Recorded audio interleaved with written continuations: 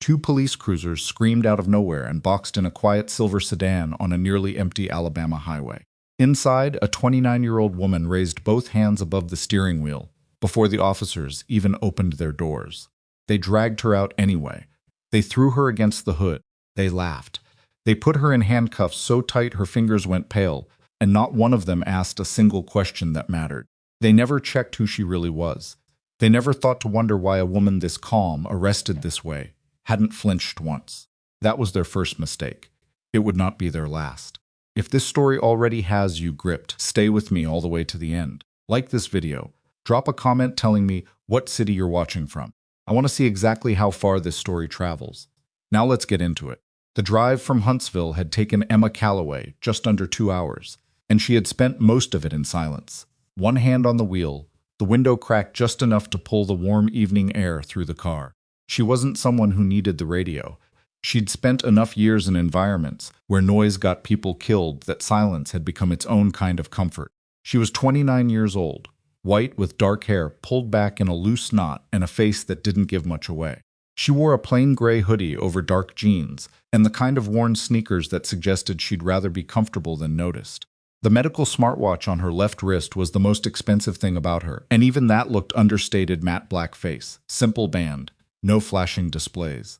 On the passenger seat, a duffel bag held a change of clothes, a birthday card she hadn't sealed yet, and a small wrapped gift for her younger sister Lily, who was graduating from Caldwell Community College in 3 days. Emma was going home to Dunmore, Alabama for the first time in 14 months. She wasn't particularly excited about it. Not because she didn't love Lily, she did, fiercely quietly in the way she loved most things, but because Dunmore was the kind of place that remembered every version of you except the one you'd actually become. People there still thought of her as the Carter girl who left for the army straight out of high school and came back with a nursing license, and not much else to show for it. That was fine. She preferred it that way. She was passing through the flat stretch of Route 9 just outside Farrell County when she first noticed the cruiser. It was sitting on the shoulder about a quarter-mile ahead, running dark. No lights, engine idling. She clocked it the way she clocked everything automatically, without alarm, and kept her speed exactly at 55. She had done nothing wrong. There was no reason for anxiety. The cruiser pulled out behind her anyway. She watched it in the rear view for 30 seconds. Then another cruiser appeared from a county road intersecting the highway on her right and fell into position beside the first. Two vehicles. Both had their headlights on now, and both were closing the distance in a way that was measured and deliberate, not random. Emma's hand stayed steady on the wheel. She pressed her right palm flat against the door for a moment, an old habit, something she'd done before entering any uncertain space, and then she simply waited. The lights came on at once, red and blue strobing from both vehicles. A short whoop from one siren. She pulled over cleanly, came to a complete stop in the gravel shoulder, put the car in park, and had both hands raised and visible above the steering wheel before either officer had fully opened his door. She could see 3 of them in the mirrors. 2 from the cruiser behind her. 1 from the vehicle that had come in from the side. The one from the side was tall, heavy-set, moving with the kind of swagger that announced itself before he even reached the driver's window. He was in his mid-30s, with the sun-round look of someone who spent a lot of time outdoors, and a badge that caught the last of the evening light as he approached. His nameplate read Vance. He came to the window without putting his hand on his weapon, but his posture said he'd considered it. License and registration, he said, not a question. Emma lowered one hand carefully, retrieved both documents from the center console she'd had them ready, before he reached the car, and passed them through the window without a word. Vance took them, didn't look at them, kept his eyes on her face with the evaluating stare of someone deciding how much trouble this was going to be. Step out of the vehicle. May I ask what this stop is regarding, officer? Step out of the vehicle, he said again. Same tone. No answer. She opened the door slowly, keeping her hands visible the entire time. She stood on the gravel shoulder in the warm June air and looked at him directly, not challenging, not afraid, just looking, and said, I've done nothing wrong. I'd like to know the reason for the stop. We had a report, Vance said, of a vehicle matching this description involved in a theft about 12 miles back. I've been on Route 9 for the past 40 minutes. I came from Huntsville. My receipts, my phone location, my dashcam footage can all confirm that. Vance glanced back at the other 2 officers. A look passed between them. It wasn't the look of men reconsidering. It was the look of men continuing. Put your hands behind your back. Emma looked at him for a moment. I'd like to see the report you're referencing. Ma'am, hands behind your back now. I'm a registered nurse employed at Hollowell Regional Medical Center. I also have prior military identification in my... He stepped forward and turned her by the shoulder, not violently but firmly, with the practiced ease of someone who had done this many times, and knew exactly how much force the law allowed or believed it allowed. The cuffs went on before she finished the sentence. They were too tight. She noticed that immediately, but said nothing. One of the other officers moved toward the car. He opened the passenger door without asking. You need a warrant to search that vehicle, Emma said. Probable cause, ma'am. Vehicle matching a theft description. You don't have a vehicle description that matches mine. You're describing a gray sedan. There are 14,000 gray sedans registered in this county alone.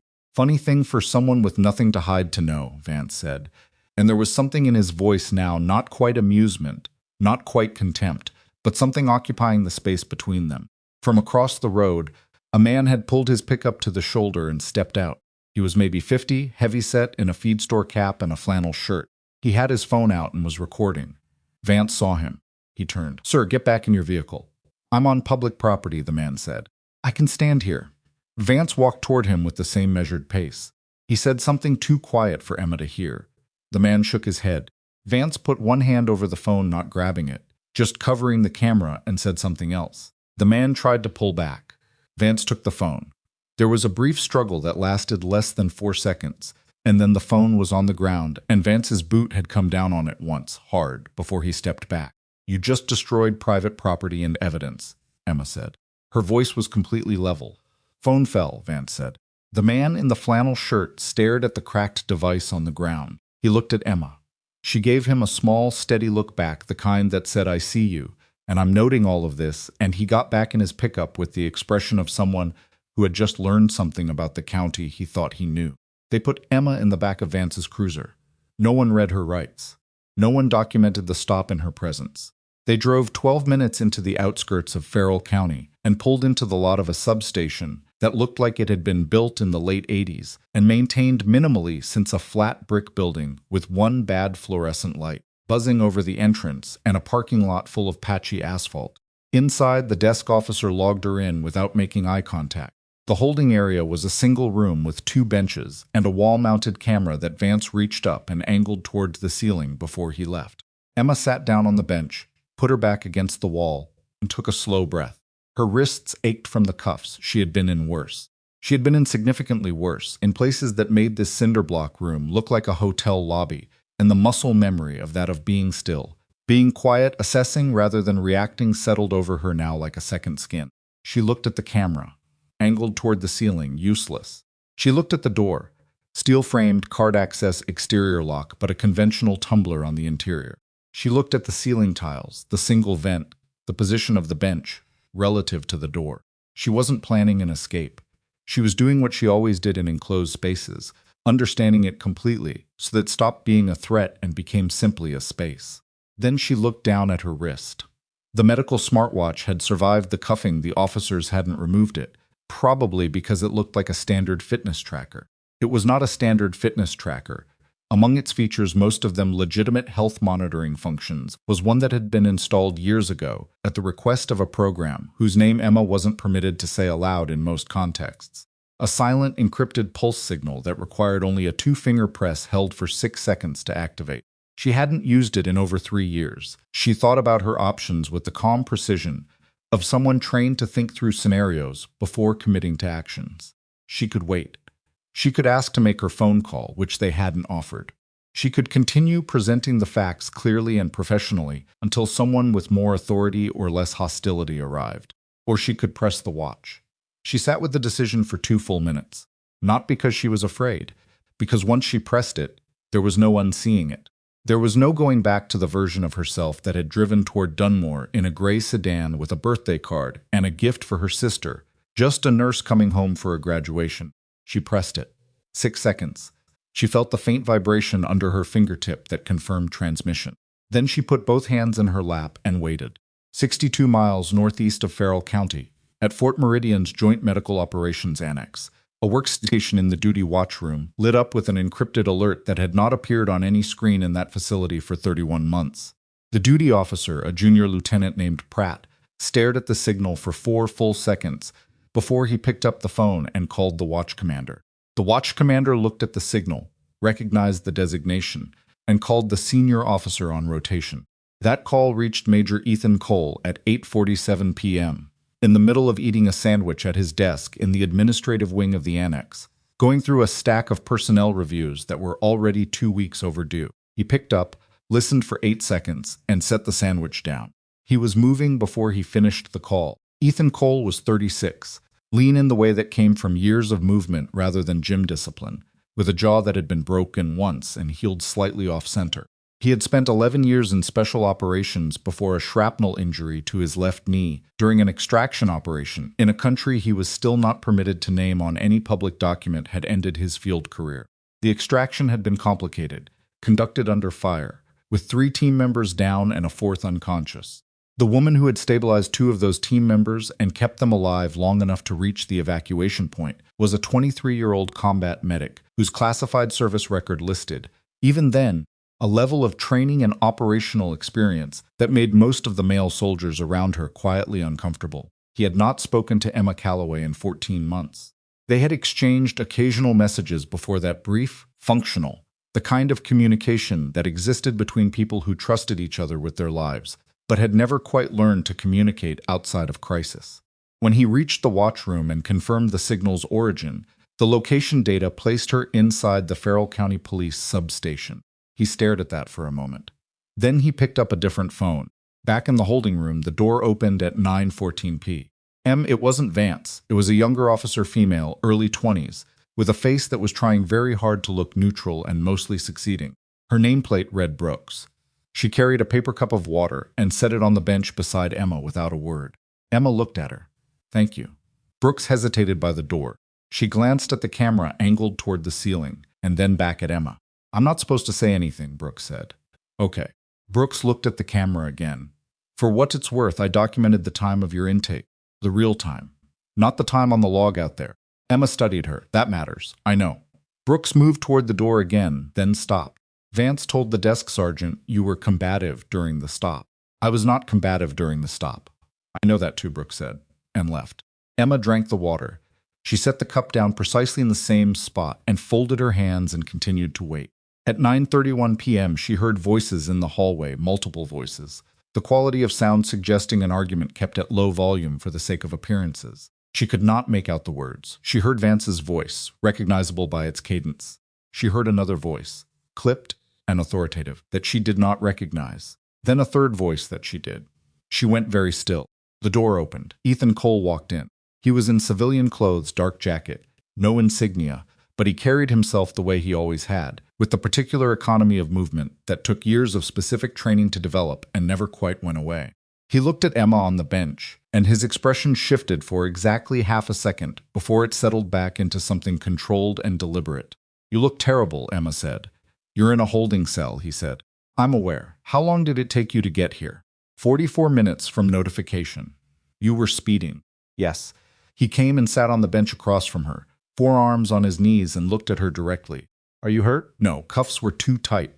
She glanced at her wrists, which had faint red marks. "I've had worse, Emma, Ethan. I pressed the signal because I needed someone with authority to access this situation cleanly. I didn't press it because I was scared. I know you didn't." He held her gaze for a moment.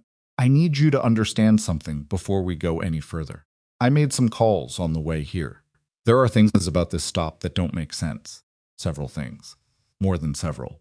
He leaned forward slightly. "The duty logs for this substation show a call came in, reporting your vehicle over an hour before you even got on Route 9. Emma was quiet for a moment. "Say that again." "The dispatch record. The report of a stolen vehicle matching your car's description. It was logged at 6:47 p.m. Your phone records put you still in Huntsville at 6:47 p.m. Something shifted in Emma's face. Not fear, nothing as simple as fear, but the particular recalibration of a mind that has just received information that changes the shape of everything else. "That means," she said slowly, "the stop wasn't reactive." "No," Ethan said, "it wasn't." The hallway outside had gone quiet.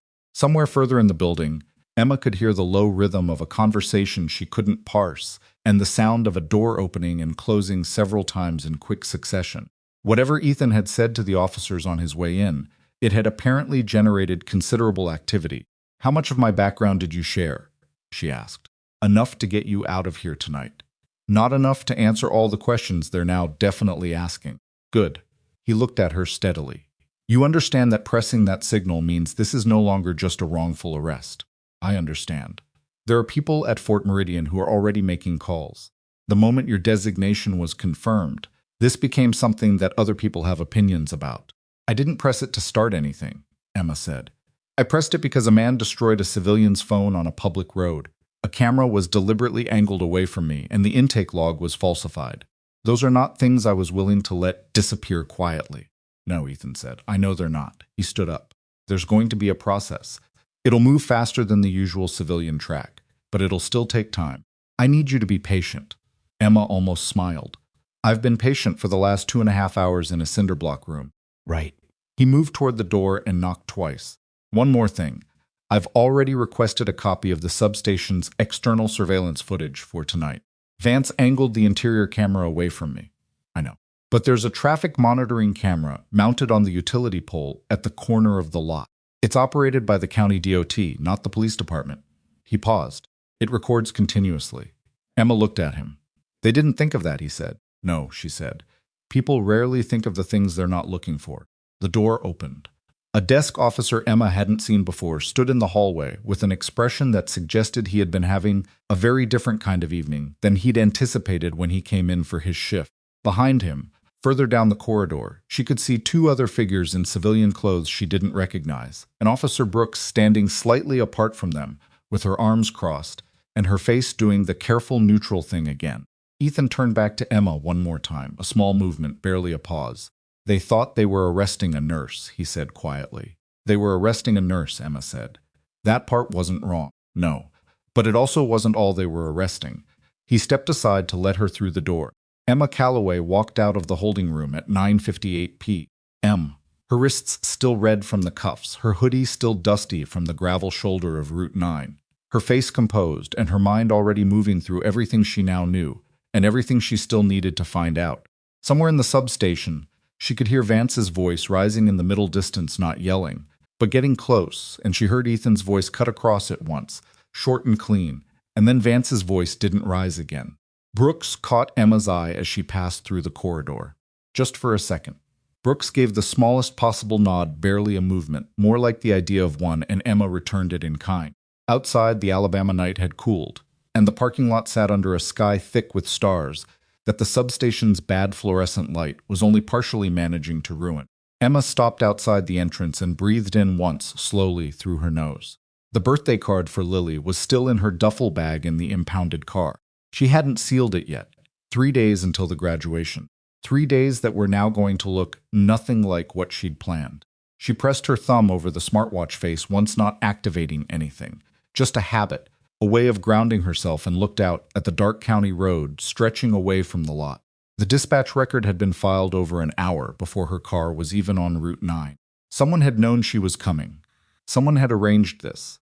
And somewhere between the moment she'd pressed that watch signal and the moment Ethan walked through that door, the question had shifted from "how do I get out of this holding room" to something larger and colder and considerably more serious.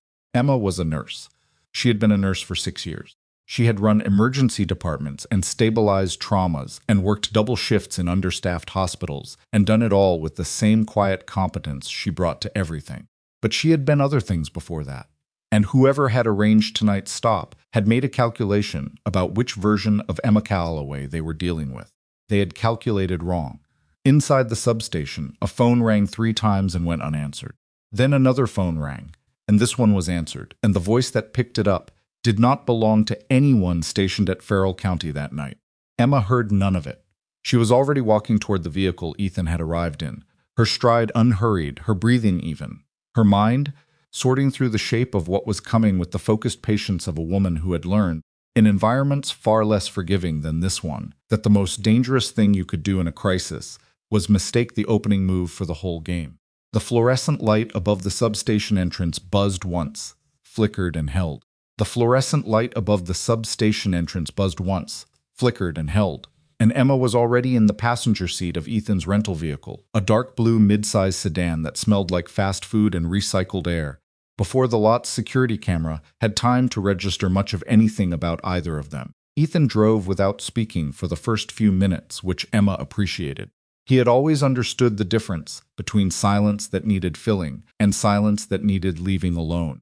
He took the county road north, away from Route 9, moving through the kind of flat Alabama darkness that existed between towns. No streetlights, no development, just the pale cone of headlights cutting into nothing. Emma had her right arm resting on the door, watching the dark fields go by.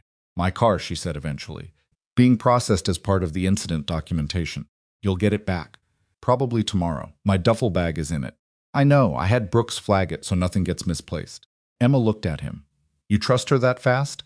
"She documented your real intake time before I even arrived. She didn't have to do that." He glanced over briefly. "No, I don't fully trust her. But I trust that she made a decision tonight that cost her something. And people who make those kinds of decisions usually have reasons. Or they're building cover." "Possible." He didn't dismiss it. "We'll know more in a few days." The road curved northeast and a water tower appeared in the distance, the name of some town painted on it in letters too far away to read. Emma watched it pass and then returned her attention to the inside of the car. "Tell me what you know," she said. "All of it. Not the version you'd tell someone you were trying to protect." Ethan was quiet for a moment. The dispatch record filed at 6:47 p. M came from a number registered to a prepaid burner. No name, no address trail beyond a cell tower in Dunmore. Dunmore. He paused. "Somebody in or around your sister's town filed a false police report using a disposable phone, specifically describing your vehicle and your approximate route, over an hour before your car could have been anywhere near Farrell County." Emma absorbed that. She had already processed the logic of it in the holding room, but hearing it said aloud in sequence still produced a particular kind of cold clarity that wasn't quite anger and wasn't quite fear. It was the feeling she'd learned to recognize as signal, the body's way of telling the mind that something here is real, and it requires your full attention. "That's premeditated," she said. "Yes." "Which means someone knew I was driving to Dunmore tonight." "Yes. I didn't post about it. I didn't tell anyone except Lily." Ethan's jaw moved slightly. "I know." Emma turned and looked at him fully for the first time since getting in the car. "Don't do that. Don't soften it. If you're thinking what I think you're thinking, say it." "I'm not saying Lily set you up. What are you saying?" "I'm saying that someone who knew your travel plans made a decision with that information. How they got the information is a separate question from who made the decision." He kept his eyes on the road. "Your sister is 22, and she's been living in Dunmore for 2 years. People talk. She might have mentioned it to someone, without knowing why it mattered." Emma turned back to the window. That was probably true. It was the more likely explanation, and also the one that hurt less, which was its own reason to be careful about accepting it too quickly. "What about Vance?" she asked. "Derek Vance. 8 years on the Farrell County force. 3 excessive force complaints in the last 4 years, all administratively cleared. 1 lawsuit settled quietly for an amount the county won't disclose. He's connected. His immediate supervisor is a lieutenant named Garfield, who's been with the department 20 years and is close with the chief." "Who's the chief?" "Man named Harlan. Victor Harlan. Former state trooper. Moved to Farrell County 12 years ago. He's been chief for 6. Emma filed those names, and Vance specifically. "What does he want?" "That's what I don't know yet." Ethan slowed for a crossroads, checked both directions out of habit even though the road was completely empty, and continued straight. The call came from Dunmore. The stop was executed in Farrell County by Farrell County officers. That's a coordination across jurisdictions, which means either someone with authority arranged it or someone with leverage did. There's a difference. "In my experience," Ethan said, "not much of one." They drove another mile in silence. Then Emma said, "You mentioned calls. You said people at Fort Meridian were already making calls when you left." "Yes." "Who specifically?" A small hesitation. "General Hale." Emma went very still. Marcus Hale was the commanding officer of Fort Meridian's Joint Medical Operations Division. He was 61 years old, deeply connected to the institutional structures of military medicine and intelligence support, and he had personally signed off on the program under which Emma's classified designation had been issued. She had met him twice, both times in controlled environments where the nature of the meeting was entirely procedural. He was not someone who inserted himself into situations unless he had calculated the return value of doing so. "Why is Hale involved?" she asked. "Because your signal activated a protocol that automatically escalates to his level." That's not an answer. Ethan's grip on the steering wheel shifted, slightly barely noticeable, but Emma noticed it. He has concerns about what your arrest might surface. About me specifically, about the program specifically. He chose his next words with visible care.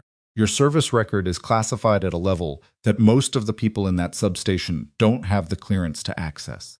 If this situation becomes public, if it goes to the press, to a court, to any venue where your background becomes relevant, there are aspects of your record that would need to be handled very carefully. So Hale's concern is institutional, not personal. Most of his concerns usually are. Emma thought about that. She understood the calculation, had understood it the moment she pressed the signal, if she was honest. A classified program doesn't stay classified through luck. It stays classified because the people with equities in it respond quickly and deliberately to anything that might expose it. She had known, pressing that watch, that she was pulling a thread that connected to things larger than a wrongful arrest in a county substation. She had pressed it anyway. I want to be clear about something, she said. I'm not going to disappear to protect a program's classification status. That's not a condition I'll accept. I know. And I'm not going to accept a quiet settlement or an administrative resolution that makes Vance's false report go away and leaves everything else intact. I know that too. So whoever Hale is calling tonight needs to understand that the available options are full accountability, or I find another way to get there.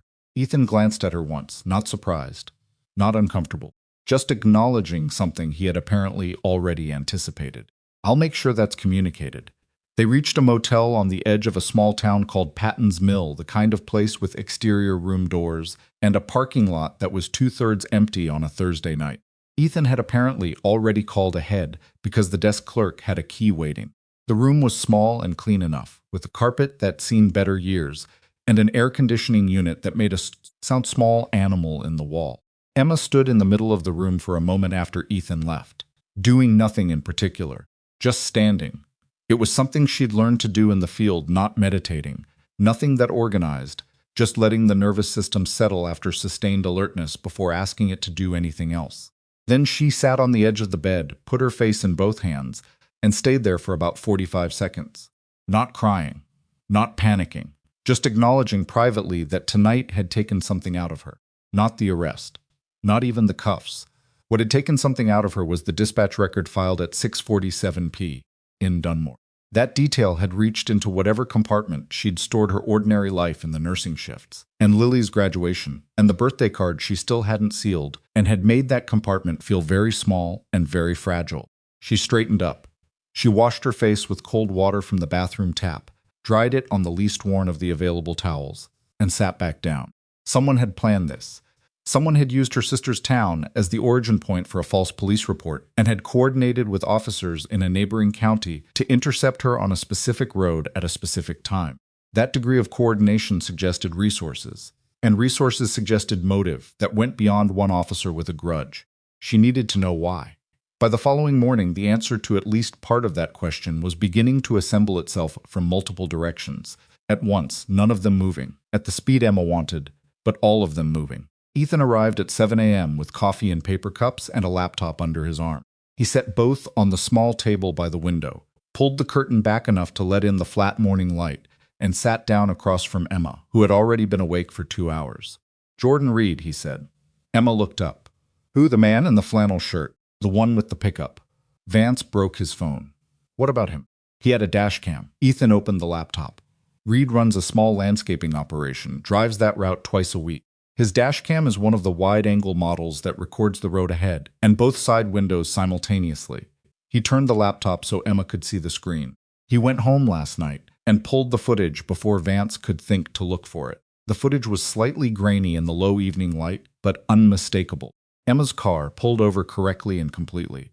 Emma stepping out with both hands visible. Vance's posture, the angle of his approach, the moment he turned her toward the car without provocation. The other officer entering her vehicle through the passenger door, and then Vance crossing the road toward Reed's truck, the brief struggle, and Vance's boot coming down on the phone. Emma watched it through once, then again. She kept her expression neutral. "Reed drove to the county sheriff's office this morning," Ethan said. "Not the Farrell PD. The county sheriff. Different jurisdiction." "Different jurisdiction." "The sheriff's deputy who took his statement called my contact at Fort Meridian within the hour. Reed is smart enough to have emailed the footage to 3 separate addresses before he walked into that office." Emma sat back. So the footage exists and it's already distributed. Beyond recovery, Ethan confirmed. Vance doesn't know that yet. Almost certainly not. Emma looked at the frozen last frame of the dashcam footage on the laptop screen. Her own back turned toward the car, hands behind her. The image had the quality of something that would become very important very soon, and had no idea yet. "There's more," Ethan said. She looked at him. "I had someone pull Vance's communication records for the past 30 days. Call logs from his department-issued phone." He paused. "There are 14 calls between Vance's department phone and a number registered to a private security consulting company based out of Montgomery. The company is called Meridian Consulting Group, no relation to Fort Meridian, just a name. What does this company do, officially? Contract security assessment for corporate clients and government agencies. Background checks, risk analysis, that kind of thing." He closed the laptop. "Unofficially, we're still looking. But the name on the incorporation documents includes a senior partner whose previous employment history includes 6 years as a liaison to the Alabama state legislature. Emma processed this, so Vance isn't freelancing. Vance is a piece. What piece and of what I'm still working on." He picked up his coffee, took a drink, and set it down. "There's something else you need to know, and I want to say it directly." Okay. "Last night, while you were here, I ran a quiet trace on all communications that referenced your name or your designation in the 36 hours before your arrest." He looked at her steadily. "One of those references came from inside Fort Meridian. The room was completely quiet, except for the animal-in-the-wall sound of the air conditioning." "Who?" Emma said. It wasn't a question. It was a word used as a demand. "I don't have a confirmed name yet. The communication was routed through a relay, and the origin point is still being traced. But the timestamp puts it at 5:20 p.m. yesterday. That's 90 minutes before the false dispatch report was filed in Dunmore. Someone inside the military apparatus had provided information about Emma's location, identity, or travel plans to whoever had coordinated the traffic stop. The sequence was now unavoidable. Fort Meridian, 5:20 p.m. False report filed, 6:47 p.m. Traffic stop executed, 8:31 p.m. 90 minutes between the internal communication and the false report. Enough time to make calls, coordinate with Vance, and set everything in motion." Emma was quiet for a long moment. She was not someone who processed betrayal loudly. She processed it the way she processed most things, by taking it apart and looking at each component clearly, without letting the emotional weight of it interfere with the mechanical understanding of what it meant and what it required. "Okay," she said. Ethan watched her. "That's all? What do you want me to say?" "I don't know. Something. Someone inside the chain of command fed my information to people who then orchestrated a false arrest using county police in a jurisdiction I was passing through." She looked at him evenly. "That's a serious and coordinated operation. It means this isn't about Vance having a bad night or a chief covering for a problem officer. Someone wanted me arrested, humiliated, and discredited. And they had access to the kind of information that doesn't appear on any public record." Yes. "So the question is why?" Yes. Emma stood up from the table and moved to the window, looking out at the nearly empty parking lot and the flat Alabama morning beyond it. A woman walking a small dog across the far end of the lot. A truck idling at the motel office. Ordinary things, steadily ordinary, indifferent to everything happening in this room. "My service record," she said. "The classified portion. What about it? What would someone need to access to know that I was driving to Dunmore last night? Your personal records, your medical smartwatch registration, your contact information for your sister on the next of kin documentation, all of which are in my service file." "Yes. So whoever accessed my file did so knowing what they were looking for." She turned back from the window. "This wasn't incidental. Someone pulled my file with a purpose, and then used what they found to plan an operation against a private citizen who works a nursing shift in Huntsville and was driving home to see her sister graduate." Ethan was watching her with an expression that contained something she hadn't seen on his face in a long time, not worry exactly, but a kind of focused attention that he usually reserved for situations that had escalated past what any reasonable planning had anticipated. "Emma, there's a possibility I haven't raised yet because I wanted to be sure before I said it." She waited. "If the source of the leak is inside Fort Meridian, and if the leak was specifically about your classified designation and your location." He stopped. "Then whoever arranged this knows enough about you to understand that a simple wrongful arrest wouldn't be sufficient to neutralize you. They may have wanted the arrest to be the first step. Something to establish a record. Combative civilian. Escalating situation. Documentation of a problem." Emma understood immediately. "Building a story about me before I could build one about them." If things had gone differently last night, if you'd reacted the way they expected a civilian to react, if you'd been documented as aggressive, if no one had pressed a signal and no one had arrived, then I would have been processed, released, and there would be a police record suggesting I had a difficult encounter with law enforcement, which they could use later against anything I said about anything I knew. That's my read, Ethan said. Emma thought about that with the same methodical patience she'd been applying to everything else. The architecture of it was clean and ugly in equal measure.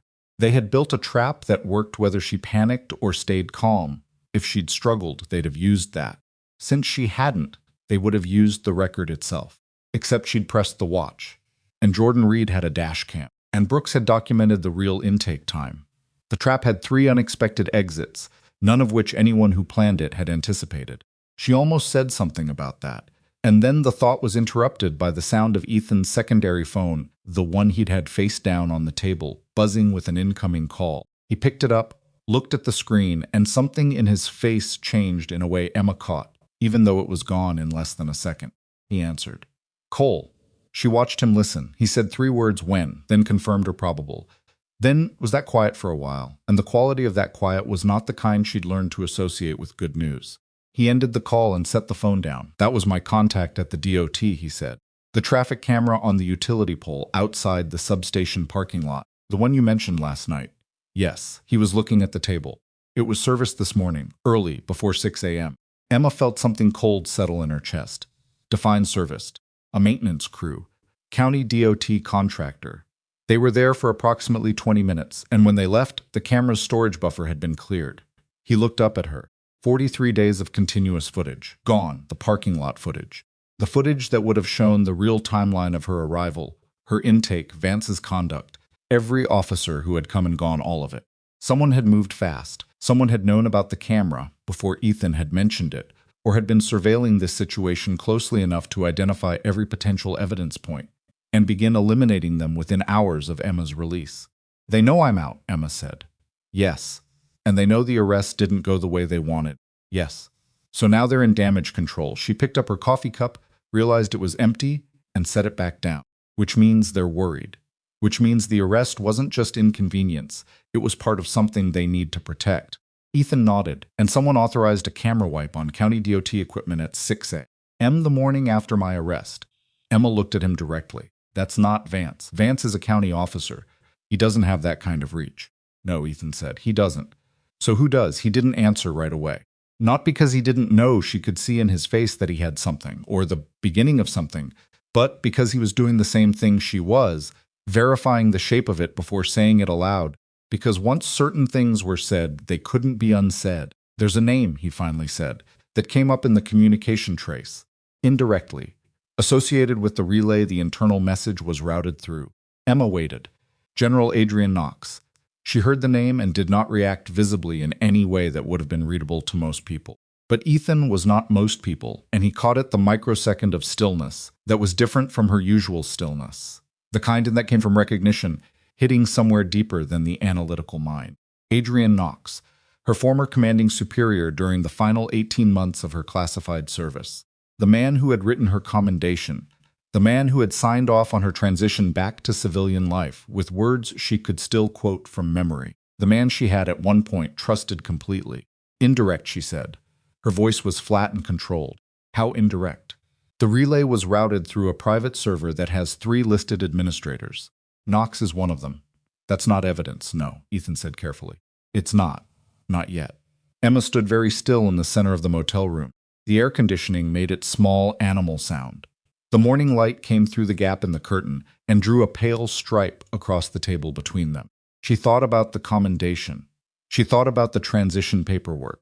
She thought about a conversation she'd had with Knox, late in her final deployment cycle, in which he had asked her in the careful way that senior officers sometimes had, of asking things whether she intended to return to service after her break or whether she was planning on something more permanent.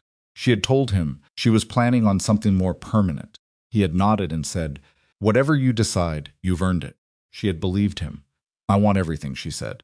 "Every communication, every server log, every call record you can pull. I want to know whether this is Knox adjacent or Knox central. Emma, and I want a lawyer." She looked at him directly.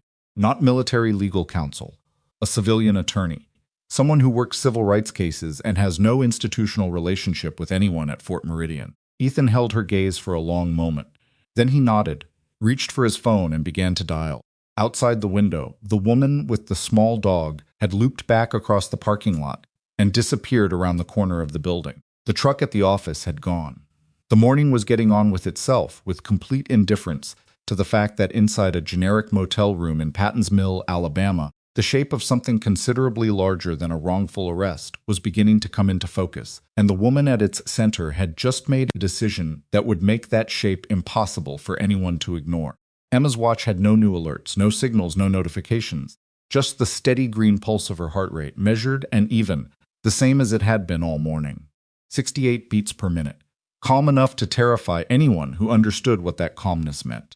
And somewhere across the state, in an office or a car or a secure room that Emma couldn't identify yet, someone who had authorized a camera wipe at 6 a.m.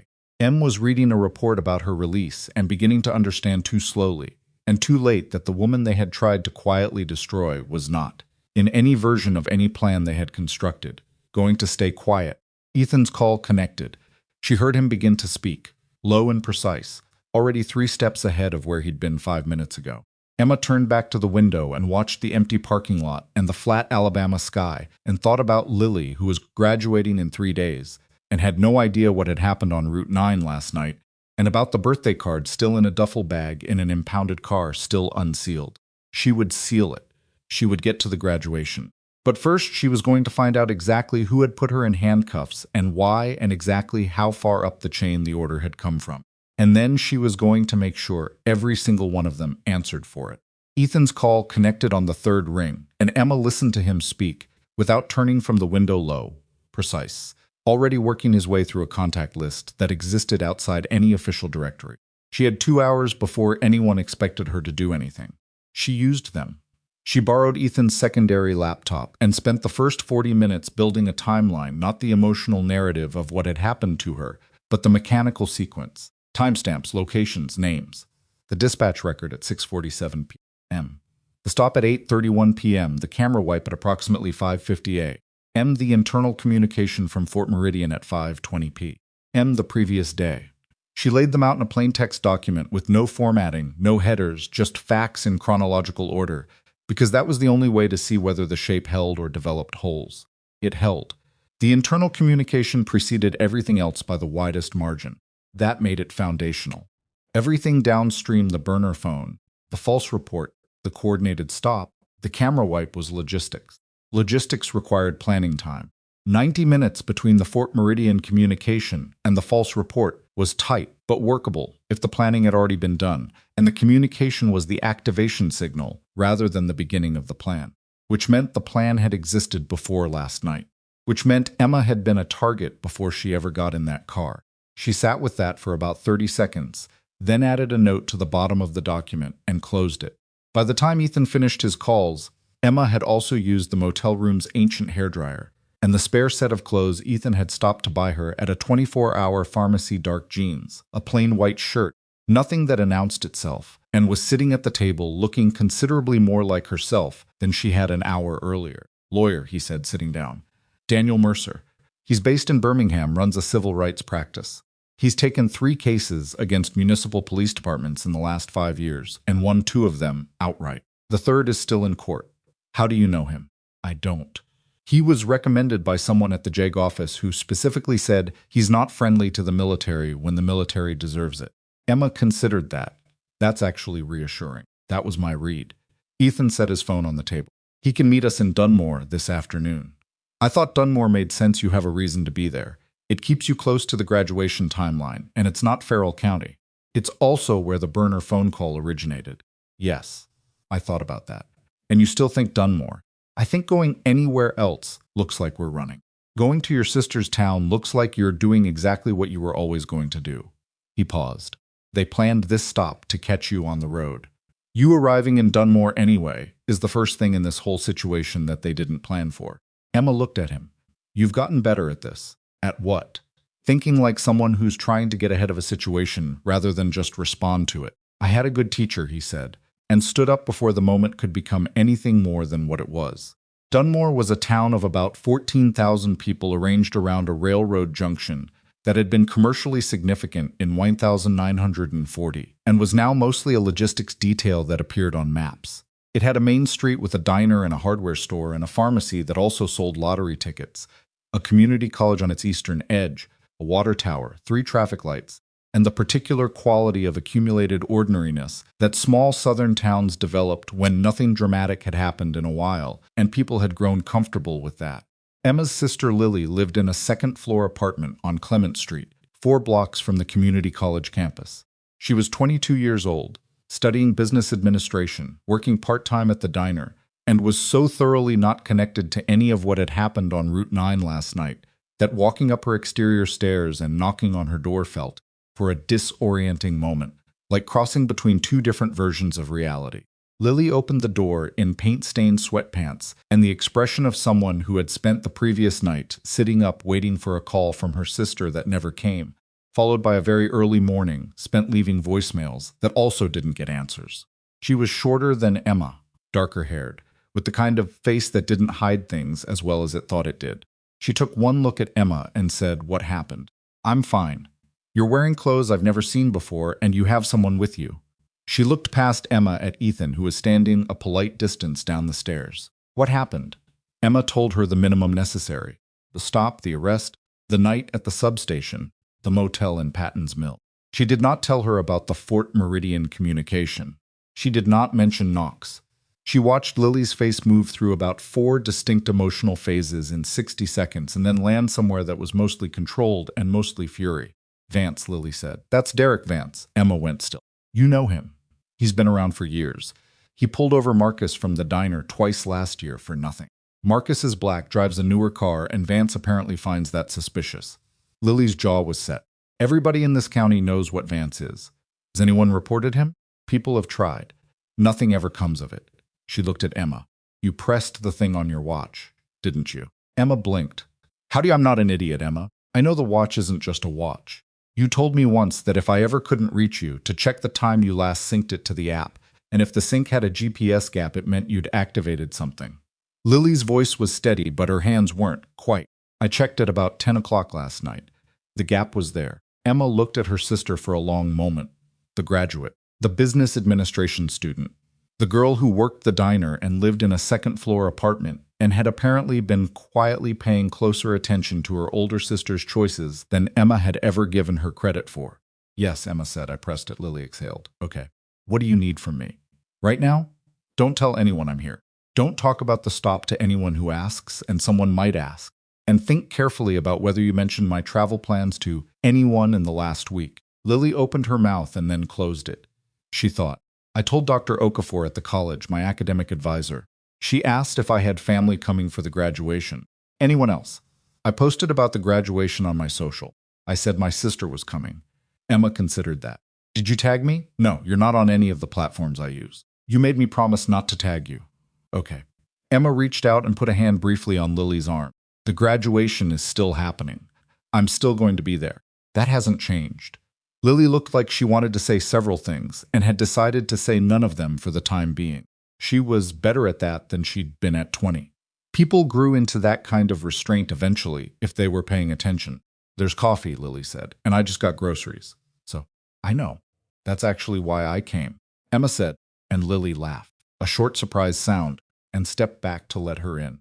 Daniel Mercer arrived at 2 in the afternoon in a gray Prius that had clearly logged a lot of miles, wearing a light blue shirt with his sleeves already rolled up, and carrying a leather bag that looked like it had survived several courtrooms, and hadn't come through any of them undamaged. He was 44, black, with close-cut hair going gray at the temples, and eyes that moved quickly around any room he entered without making it look like he was doing it. He shook Emma's hand at Lily's kitchen table and said, "You understand that anything you tell me is protected, and that I'm not going to recommend anything I don't think serves your interests." "I understand." "Good. Because I've had 2 military-adjacent clients who came to me, assuming I'd help them manage something quietly, and I want to be clear that's not what I do. That's not what I want." He looked at her steadily. "What do you want?" "Full accountability, public record.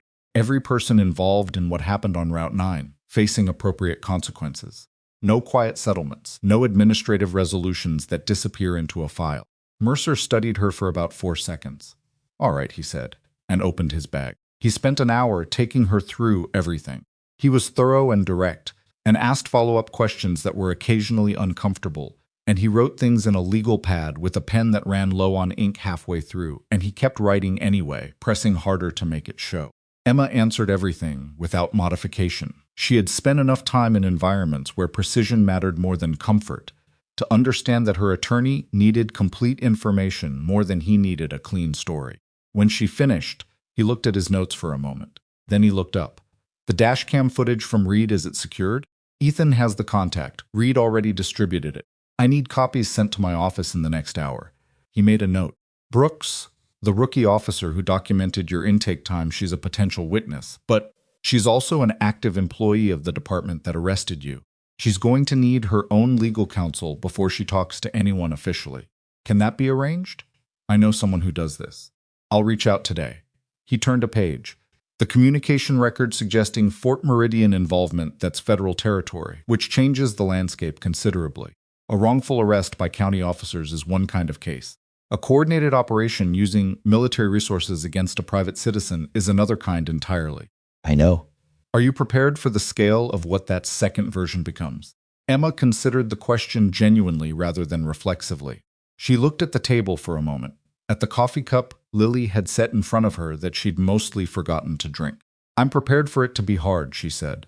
"I'm not under any illusion that it's going to be quick or clean. It will be neither," Mercer confirmed without apology.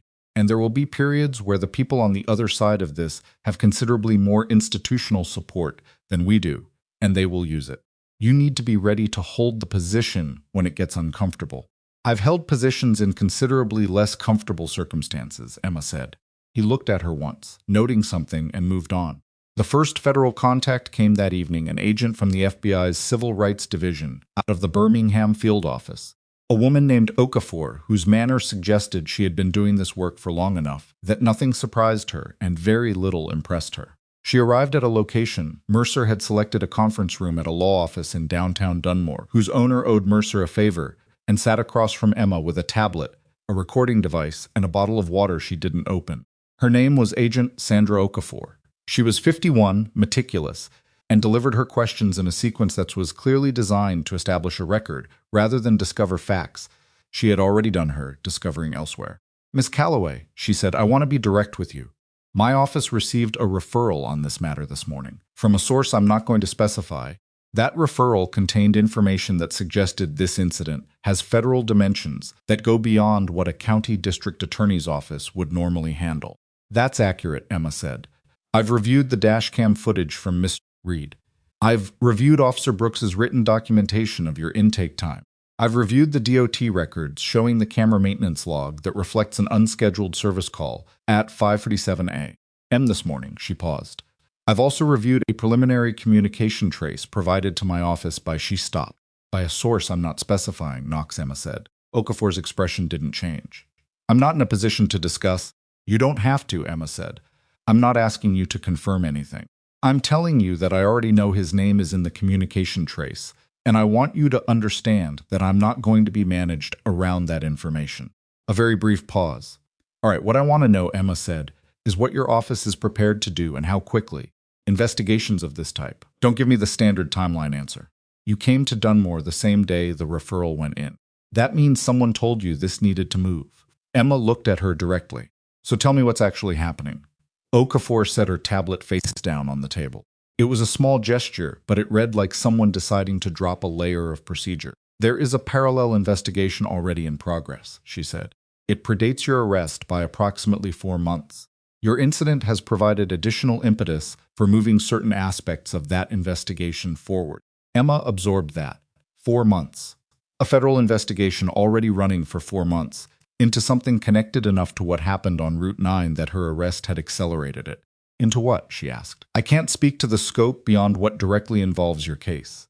But my case connects to it. Your case is now part of it," Okafor said carefully. Emma sat back. She thought about the Meridian Consulting Group, the calls from Vance's department phone, the former state legislative liaison in the incorporation documents.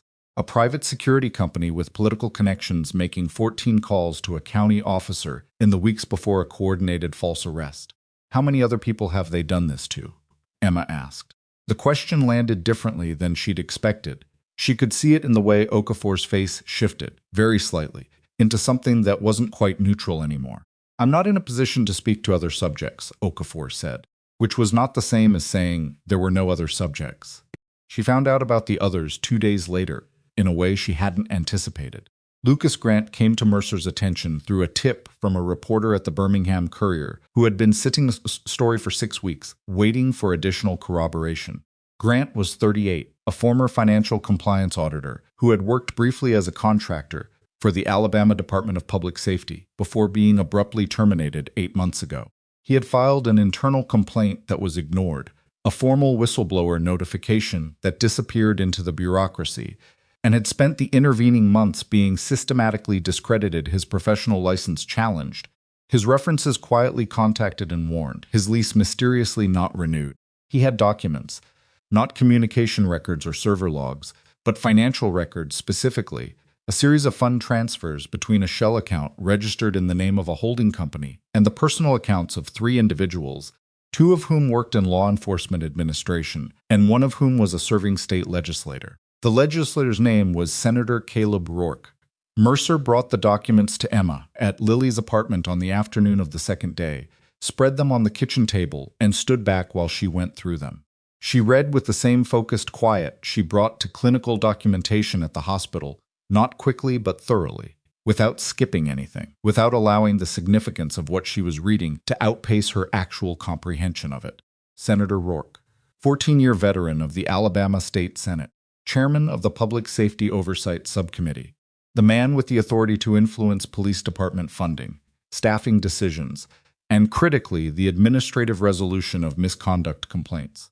The man who had, according to Grant's financial records, received 4 separate transfers totaling just under $200,000 from a holding company that shared a registered agent with Meridian Consulting Group. Emma set the last page down carefully. Grant is willing to testify, she asked. He's willing to cooperate fully with federal investigators.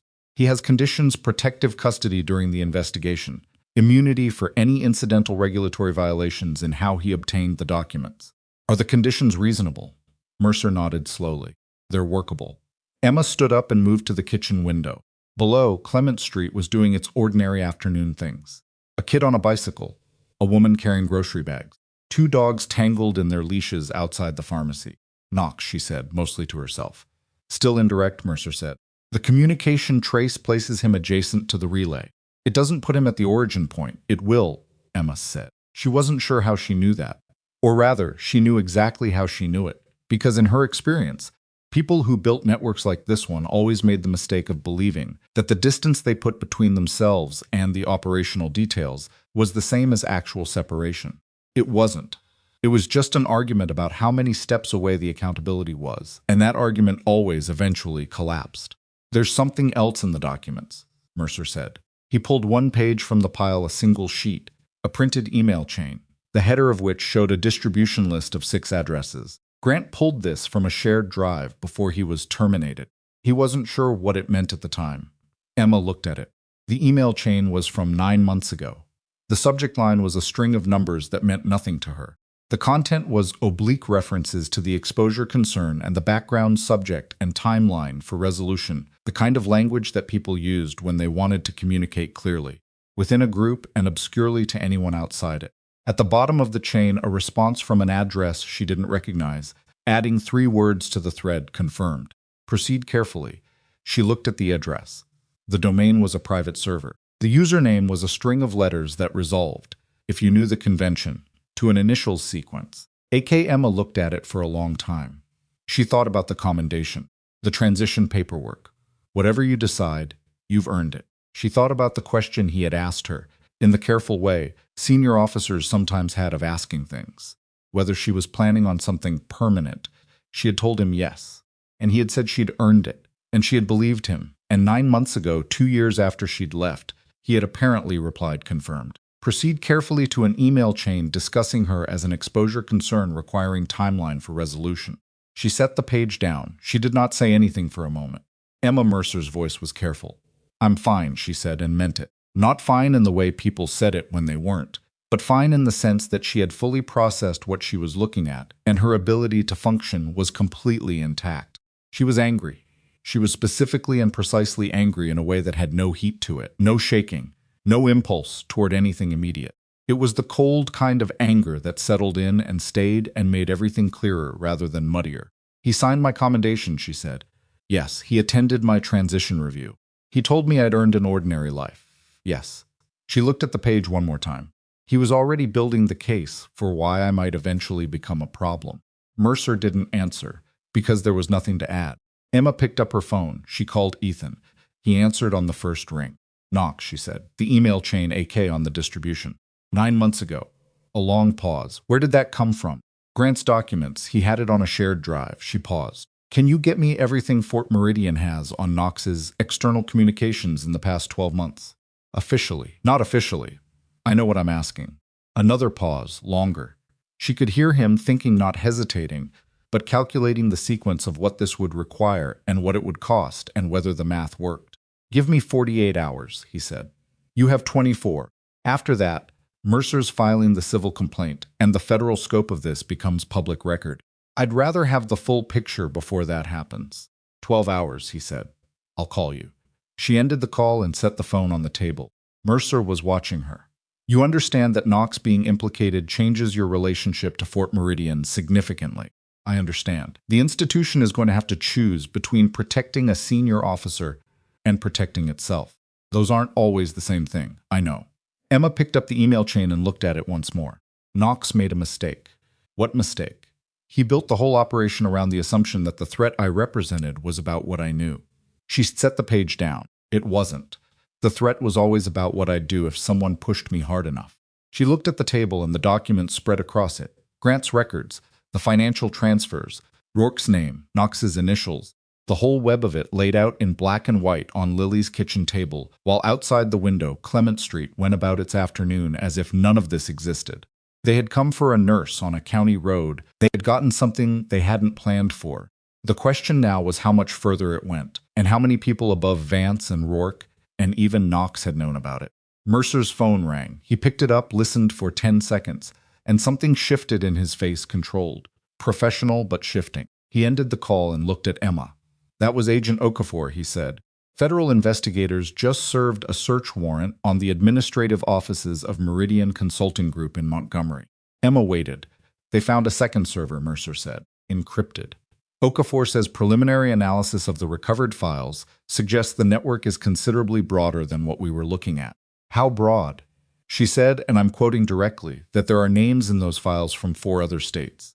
Emma looked at him, and Mercer said, his voice very level, "There's a file in there, specifically labeled, contains surveillance documentation on you going back 26 months. 26 months. A full year before she'd even driven toward Dunmore. Before she'd had any interaction with anyone connected to any of this. Before the birthday card, or the graduation, or the route through Farrell County, before any of it. They hadn't built the operation because she'd become inconvenient. They had been watching her for over 2 years, waiting for the moment to use her. Somewhere in the building where Ethan was working his way through classified access channels, a phone was ringing. Somewhere in a federal building in Montgomery, a server was being pulled apart file by file. Somewhere in Farrell County, Derek Vance had no idea yet how completely the ground had shifted beneath him. And somewhere in whatever secure location Adrian Knox occupied tonight, a man who had written a commendation and said, "Whatever you decide, you've earned." It was about to learn that the 26 months he'd spent building a file on the woman he'd once trusted was about to become the 26 months that defined the rest of his life. Emma's phone buzzed on the table. A message from Ethan, 2 words. "Check this." Attached was a single audio file, 43 seconds long. The file name was a timestamp from 4 days ago. She put in the earphones Lily had lent her, pressed play, and listened. The voice was Knox's. She would have known it anywhere, the particular timbre of it. The controlled cadence, certain consonants landed just slightly harder than they needed to. He was speaking to someone she didn't recognize. They were discussing her. Not in operational terms, not in the bureaucratic language of the email chain, but directly her name, her history, her potential to cause problems, what they could do about it if she didn't stay quiet after the arrest. And then Knox said, in a voice that was completely calm and entirely recognizable, "If she won't back down, we'll find another way to silence her." Emma pulled the earphones out. She sat at the kitchen table in her sister's apartment, surrounded by documents, 48 hours from a graduation, 3 days from the moment she'd raised both hands above a steering wheel on Route 9, while 2 cruisers boxed her in. And she felt the weight of every single hour between then and now settle on her like something physical. Then she straightened her back, put both hands flat on the table, and picked up her phone to call Ethan back. Ethan picked up before the first ring finished. "You heard it," he said. "Where did that come from?" "A secondary recording device that was active during a secure call Knox made from his office 4 days ago. The device wasn't military. It was placed by someone inside Knox's own network who has apparently decided that the operational direction has become personally untenable." Emma processed that. Someone on Knox's side is flipping. Someone on Knox's side already flipped. The file came to my contact with a note attached. The note said, and I'm reading this directly, I was told this was about national security. I understand now it was about something else entirely. Do we have a name? Not yet. The contact is working through an intermediary. But the audio file is authenticated, the recording metadata is clean.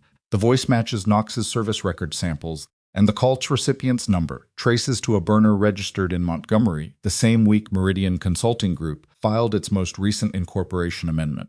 Emma set the phone on the table and put it on speaker so Mercer could hear. He was already writing.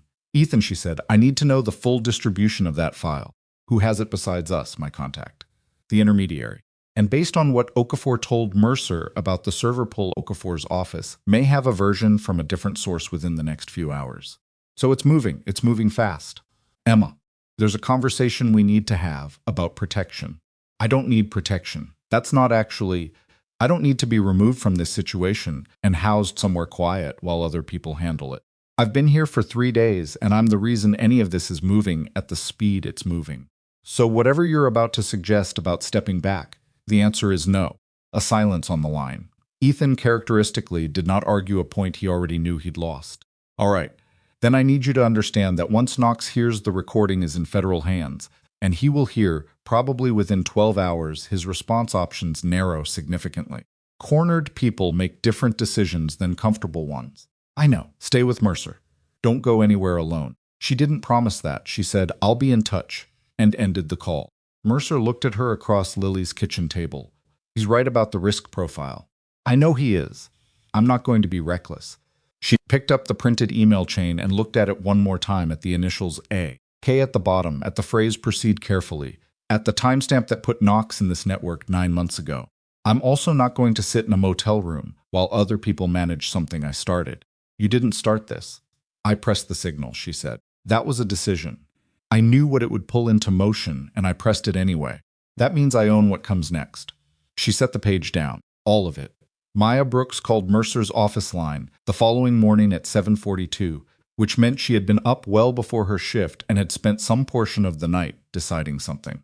Mercer took the call on speaker, with Emma present. Brooks's voice was controlled, but there was a tightness underneath it that came from someone who had been holding a position under sustained pressure and was choosing deliberately to move.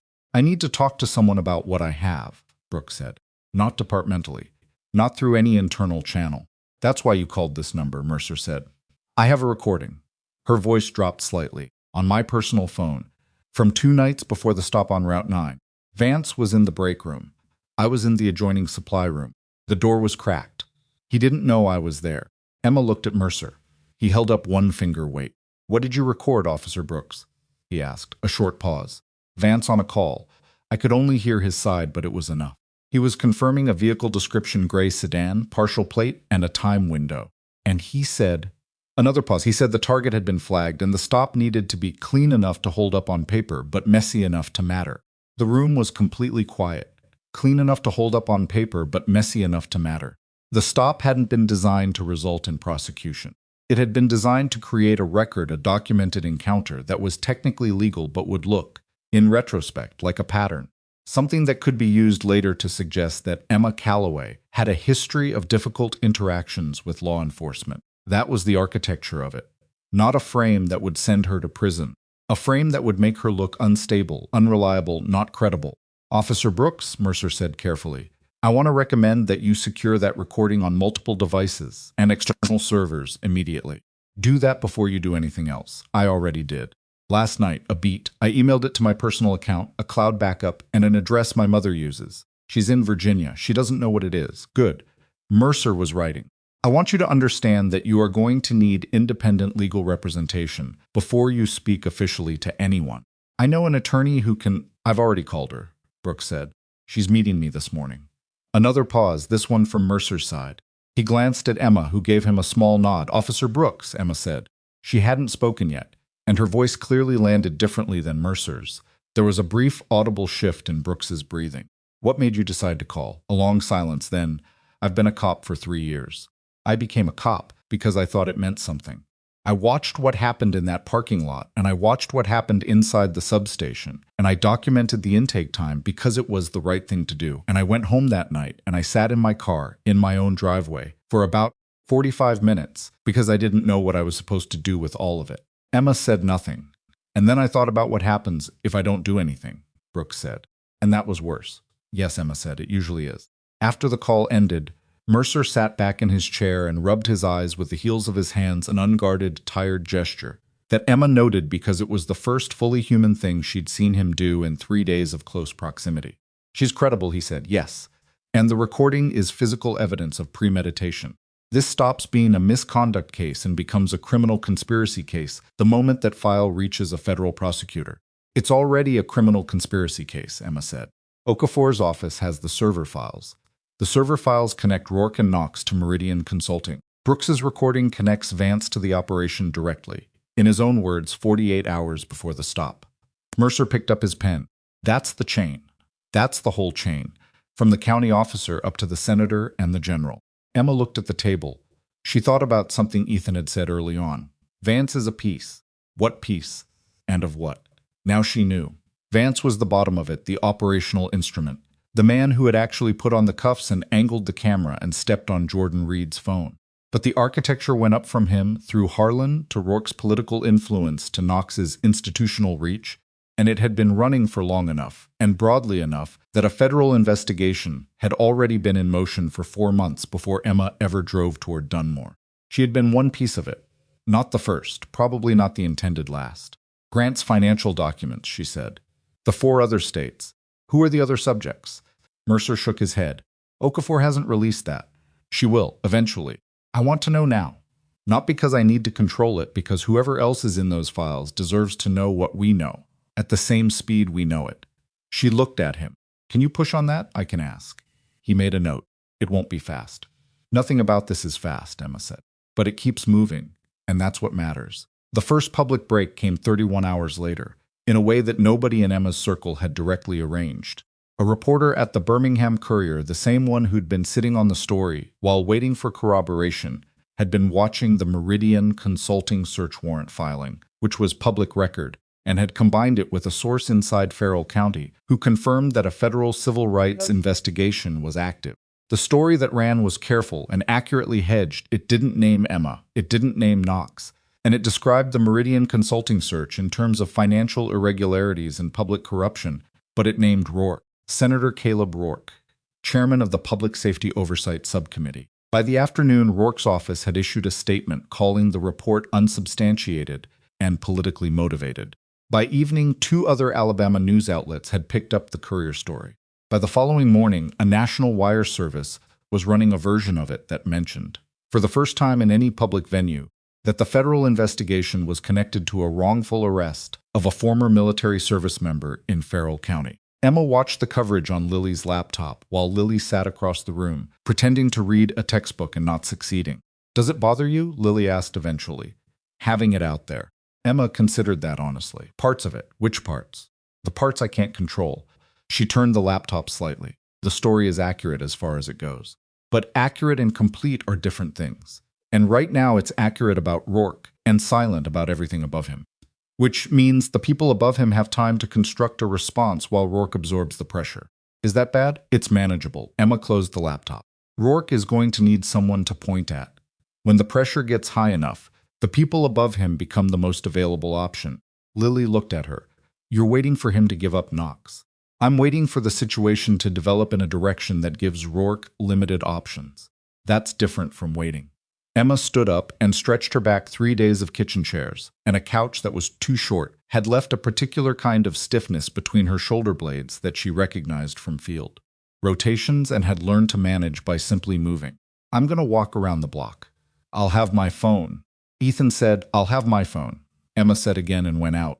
The afternoon was warm and flat and smelled like cut grass from someone's yard down the street. Emma walked at a moderate pace with her hands in her pockets, not going anywhere specifically, just moving. She needed to think in a way that didn't have four walls around it. She thought about Knox. She had served under him for 18 months. She had been, in the language of the program, an asset he supervised not directly, not day to day, but at the oversight level that classified service structures put between operational personnel and senior command. He had been competent and measured, and she had believed, a genuine respect for the people he worked with.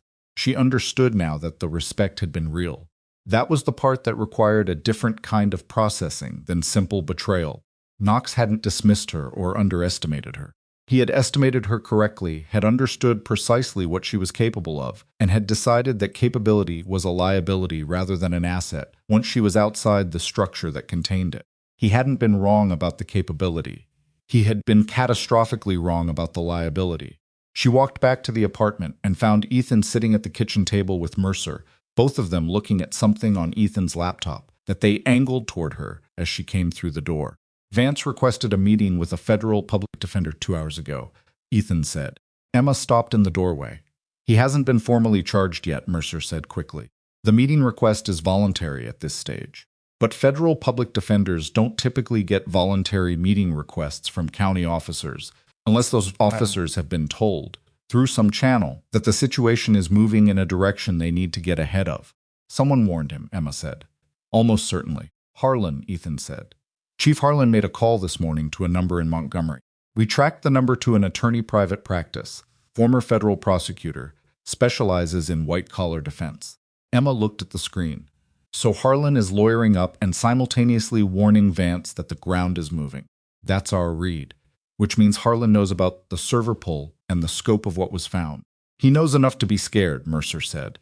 Emma pulled out the chair across from them and sat down. She folded her hands on the table and looked at the screen for a moment. Then she looked at Mercer. How long before Vance decides that cooperation is a better option than whatever Harlan is offering him? Mercer considered. Vance is the most exposed person in this chain. He's on camera, on recording, and his department phone logs put him in direct contact with Meridian Consulting. His exposure is complete. Harlan can offer him solidarity, but solidarity doesn't reduce a federal sentence. So he flips. The question is when and whether he does it before or after formal charges are filed, because the cooperation value drops considerably once the indictments are in. Then we need to make sure he understands his window. Emma looked at Ethan. Can Okafor move on formal charges for Vance faster than her current timeline? I can ask. Ask today. He nodded and reached for his phone. Emma looked at Mercer. What about Harlan? Harlan is harder.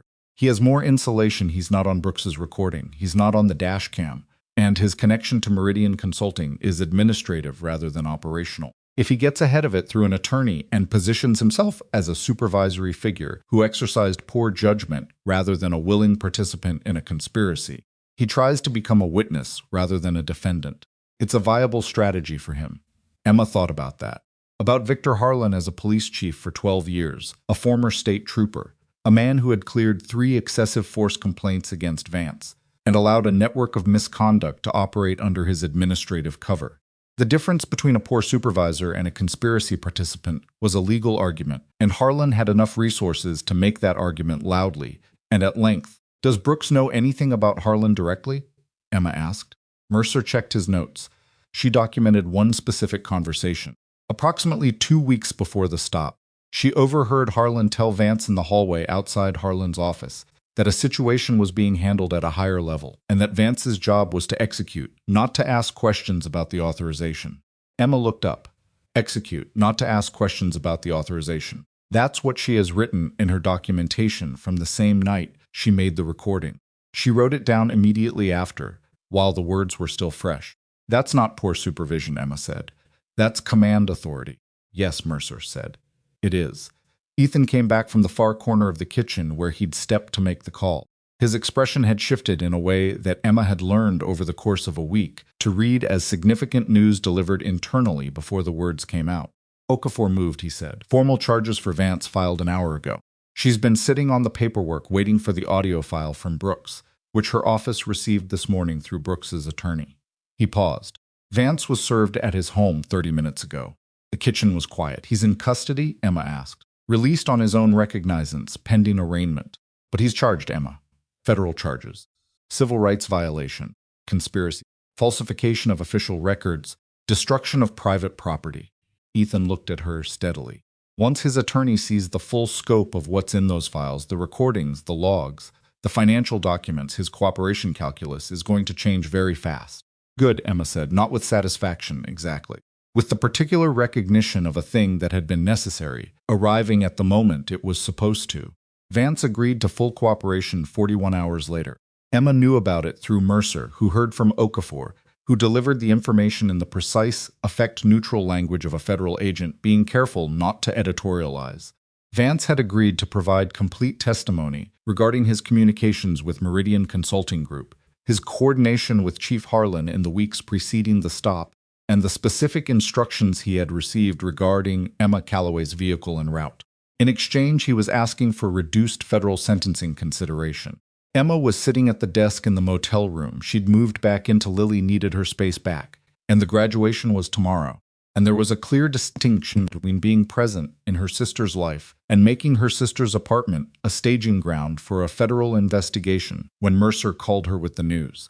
She sat for a moment after he finished. Outside the window, Patton's Mill was doing what Patton's Mill did in the early evening. Nothing dramatic, nothing requiring attention, just existing steadily in the way of places that hadn't been written into anyone's larger story. What specifically does Vance have on Harlan? She asked. 3 in-person meetings at which the stop was discussed. A text message from a personal device, not the department phone, in which Harlan confirmed the authorization at a higher level and referenced contact at Rourke's office by name. Rourke's office is named directly. By name, Mercer confirmed, and Vance says he has a voicemail, saved to a personal cloud account, from a number that, when he played it for his attorney and the attorney traced it, registered to a private line associated with Meridian Consulting. The voicemail content? Confirmation of target details, vehicle, route, time window, and an instruction to ensure that the subject's military identification was not logged in the arrest documentation. Emma went very still. They specifically told him not to log the military ID. They didn't want your classified designation in any official record. They wanted you processed as an ordinary civilian with a misconduct incident on file. Mercer's voice was measured. If your ID had been logged, the database cross-reference would have flagged the classification level, and someone at a federal level would have been notified automatically. They knew that, Emma said. They knew exactly that. Which means whoever gave the instruction understood how military classification flags work in law enforcement databases. Knox. Or someone with Knox's level of institutional knowledge. Harlan, she said. Is he in custody? He was served with an arrest warrant 2 hours ago at his home. His attorney was present and made a statement to the officers at the door, asserting that Chief Harlan intended to fully cooperate, which a brief pause that carried the ghost of something wry is a rather different posture than the one he was maintaining 48 hours ago. He ran out of runway, Emma said. He ran out of runway. She stood up from the desk and moved to the window. Same parking lot, same flat sky, same undramatic geography. She had been looking at this view for 4 days, and it still told her nothing except that the world continued existing regardless of what happened inside any given motel room. What about Rourke, she said. Federal investigators contacted his office this afternoon, requesting documents and scheduling voluntary testimony. His office's response was, I'm told, about 3 minutes of silence on the phone, followed by a request for 48 hours. He's building his own position. Or he's trying to. The problem for Rourke is that the financial documents Grant provided are direct. There's no interpretation required. The transfers exist, the amounts exist, and the registered agent connecting the shell account to Meridian Consulting is a matter of public corporate record. Mercer paused. His attorney is going to tell him the same thing Vance's attorney told Vance. The window for meaningful cooperation isn't infinite. Emma turned from the window. She looked at the desk, the laptop, the water bottle, the notepad she'd been using to track the timeline. The timeline that had started with a false dispatch record and now ran through federal charges and cooperation agreements and a senator's office going silent on the phone for 3 minutes. She thought about what Ethan had said days ago. They thought they were arresting a nurse, and they had been. She was still a nurse. She would go back to Hollowell Regional Medical Center after this, and she would work emergency department shifts.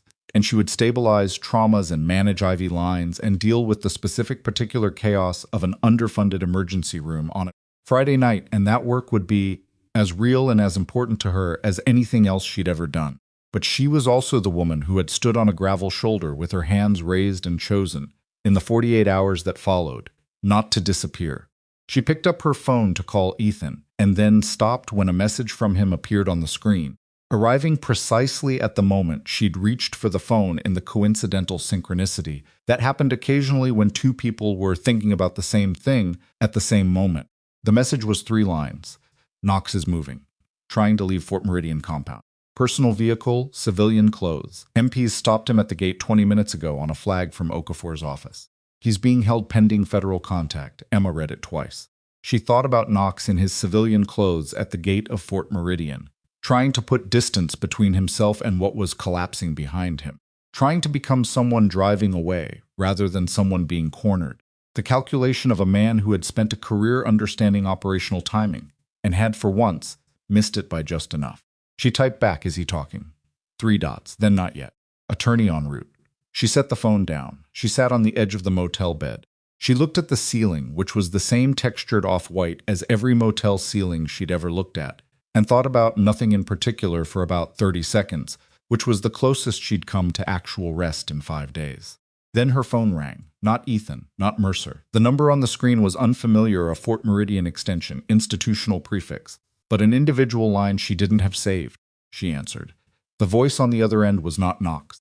It was older, deliberate, with the particular weight of someone who had been carrying institutional authority for long enough that it had settled into the way they spoke. "Ms. Calloway," General Marcus Hale said, "I think it's time we spoke directly." Emma's hand was steady on the phone. Her voice, when she answered, was completely level. "General Hale," she said, "I've been wondering when you'd call." A pause. "Then you're not surprised?" "I'm rarely surprised," she said. "I'm curious, though." "About what?" "Whether this call is about accountability or about containment." She kept her voice even. "Because those are very different conversations, and I need to know which one we're having before I say anything else." The silence on the line lasted exactly long enough to tell her that Hale had not expected that question, or had expected it, and was recalibrating his opening. "I want you to come in," he said finally, "to Fort Meridian, tomorrow morning, to give a full statement regarding your service history, your knowledge of classified operations, and No, Emma said. Another pause. "Miss Calloway, any statement I give is given in the presence of my civilian attorney, in a location of my choosing, and on a timeline that I agree to in advance." Her voice was quiet and absolute. "I'm not coming to Fort Meridian. I'm not entering any military facility for any purpose connected to this case. And if what you actually want is to understand what I know and what I intend to do with it, you can have that conversation through Daniel Mercer." A long silence. "General Knox," Hale said, "is going to claim that he was acting on information suggesting you posed a security risk to an active classified program." "I know. That claim is going to require a response." "I know that too." Emma looked at the window. The parking lot was dark now, the sky fully down, and the lot lights cast the familiar orange wash over the asphalt. "What Knox is going to find when he makes that claim is that I have 43 seconds of audio in which he discusses silencing me, a paper trail connecting him to a network of political corruption across multiple states, and a civilian attorney who is extremely good at his job and has absolutely no institutional relationship with anyone who wants this contained." She paused.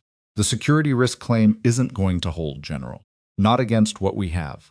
The silence this time was different, longer, with a quality that Emma had learned to recognize over years of operating in environments where the person on the other side of a conversation was reassessing. "What do you want?" Hale asked. Emma thought about Vance's boot on Jordan Reed's phone, about the camera angled toward the ceiling, about the intake log with the wrong time, about Knox's voice, calm and institutional, saying if she won't back down, we'll find another way to silence her. About 26 months of surveillance documentation in a file with her name on it. Full accountability, she said.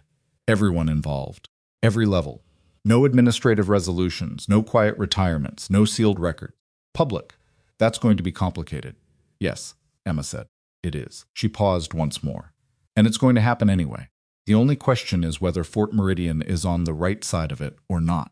She ended the call.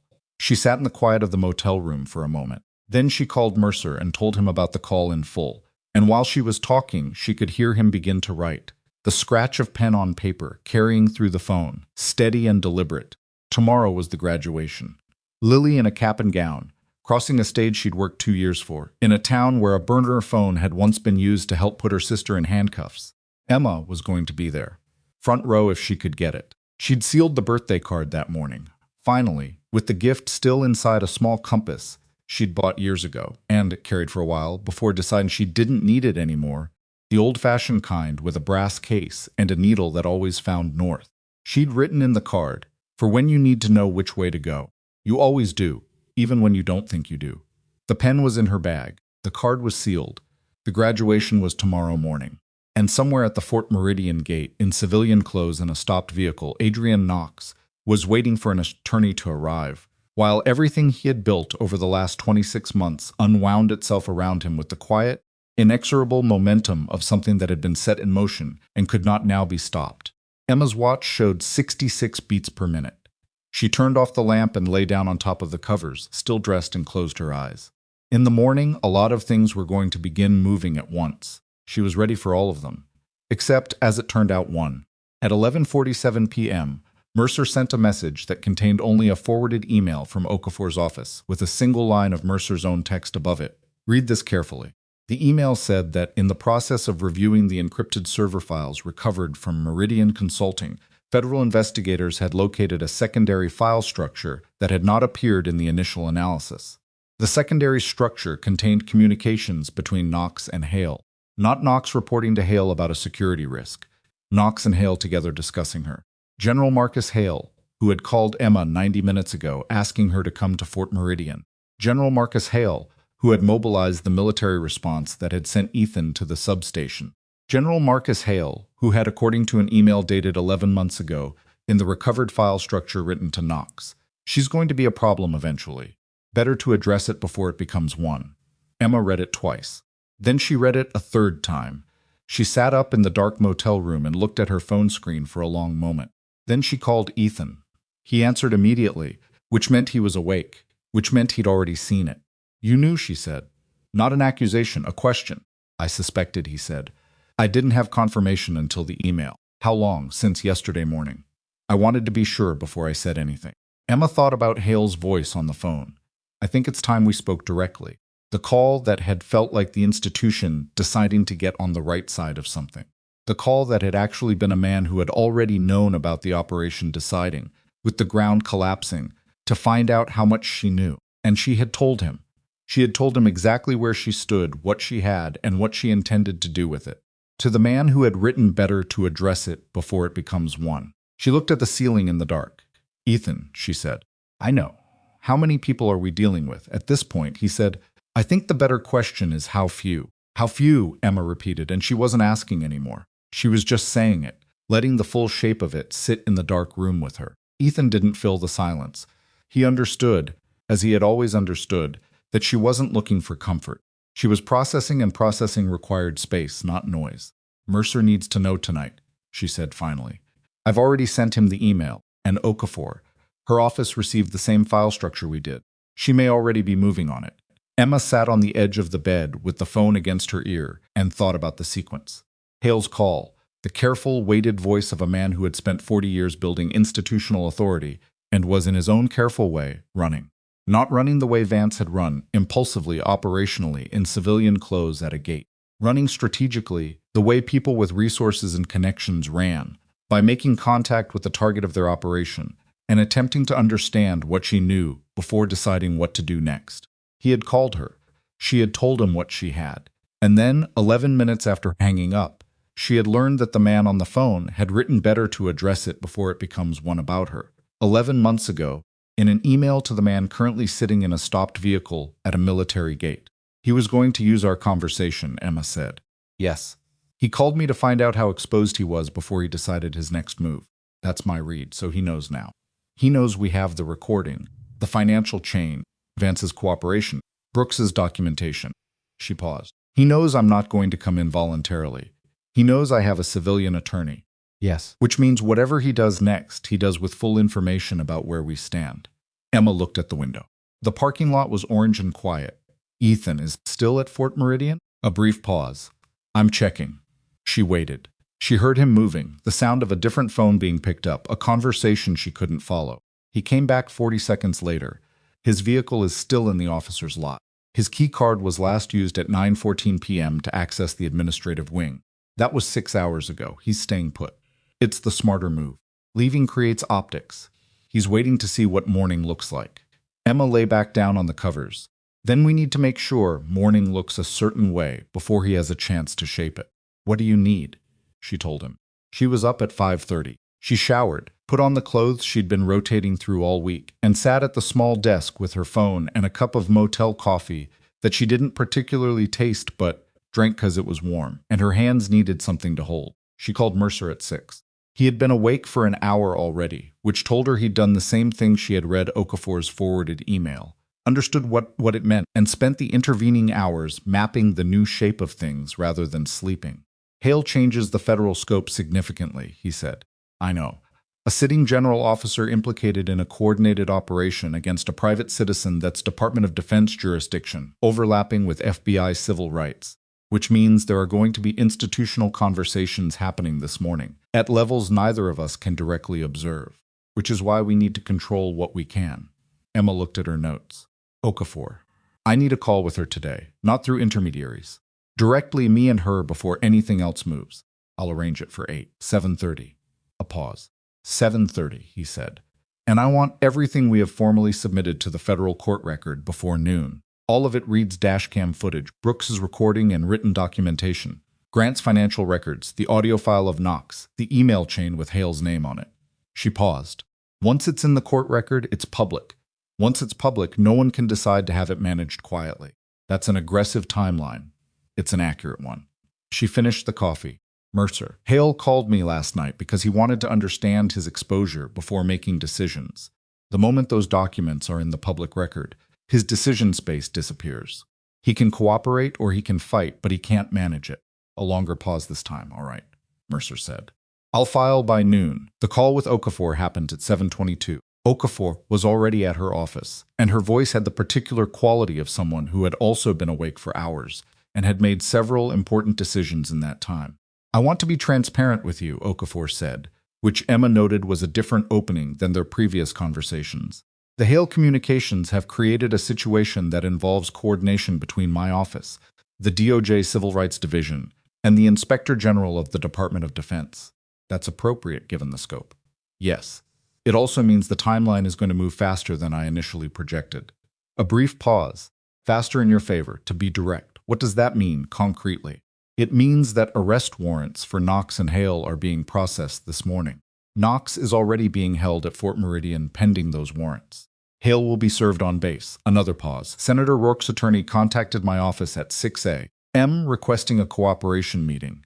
Emma felt something shift, not relief exactly, but the particular sensation of a structure that had been bearing weight beginning to transfer it. He's moving before the indictment, she said. He's moving before the indictment, Okafor confirmed. We expect formal charges to be filed today. Multiple counts: conspiracy, civil rights violations, obstruction, abuse of public trust, and in Hale's case, misuse of classified information for personal and political purposes. Emma looked at the wall of the motel room. Plain white, nothing on it. There's one more thing, Okafor said. The secondary file structure on the Meridian server contained documentation of 7 other individuals across 4 states who were subjected to targeted harassment, false reporting, or coordinated professional destruction by the network. 3 of those individuals lost their jobs as a direct result. 1 faced criminal charges that were later dropped, but not before significant personal and financial damage. A pause. You were the only one who activated a signal that brought outside intervention. Emma said nothing for a moment. She thought about those 7 people, their specific faces unknown to her, but their situations suddenly and completely legible. People who had been targeted and damaged and had no way to press a signal that connected to anything. They need to be part of the resolution, Emma said. They will be. Their cases are being reviewed as part of the broader indictment. Some of them may have grounds for civil suit against the network independent of the federal criminal case. Okafor's voice was measured.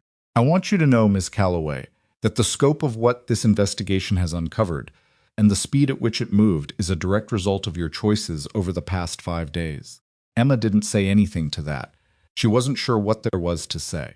The arraignment for Vance is at 2 this afternoon, Okafor continued. The others will follow within 48 hours.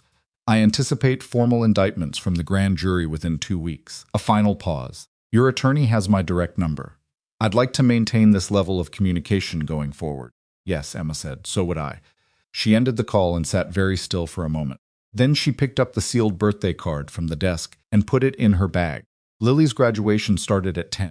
The Caldwell Community College graduation ceremony was held on the campus's outdoor amphitheater, which seated 300 and had been built with the kind of optimistic concrete that aged better than expected. The morning was warm without being brutal. The sky a flat pale blue with clouds at the edges that hadn't decided yet what they wanted to do. Emma sat in the 3rd row in a clean white shirt she'd bought that morning at the pharmacy down the street, next to a woman she didn't know who was there for her son and who kept offering Emma tissues from a travel pack, apparently reading something in Emma's face that suggested tissues might eventually be useful. She wasn't wrong. When Lily crossed the stage in her cap and gown and heard her name read out, Lily Ann Calloway, Associate of Science in Business Administration, she looked straight out into the rows of seats, with the automatic, searching look of a person looking for the face they most needed to see, and she found Emma in the 3rd row, and the expression that crossed her face lasted only a second before she pulled it back into the composed smile appropriate to the stage. But Emma had seen it. She took the tissue. Afterward, outside, in the dispersing crowd of families and mylar balloons, and one crying father, who had apparently been keeping it together since the parking lot and simply could not anymore, Emma hugged her sister for a long time and didn't say anything in particular, and Lily hugged back with the particular grip of someone who had spent the week being told minimal information while sensing maximum danger and had simply waited.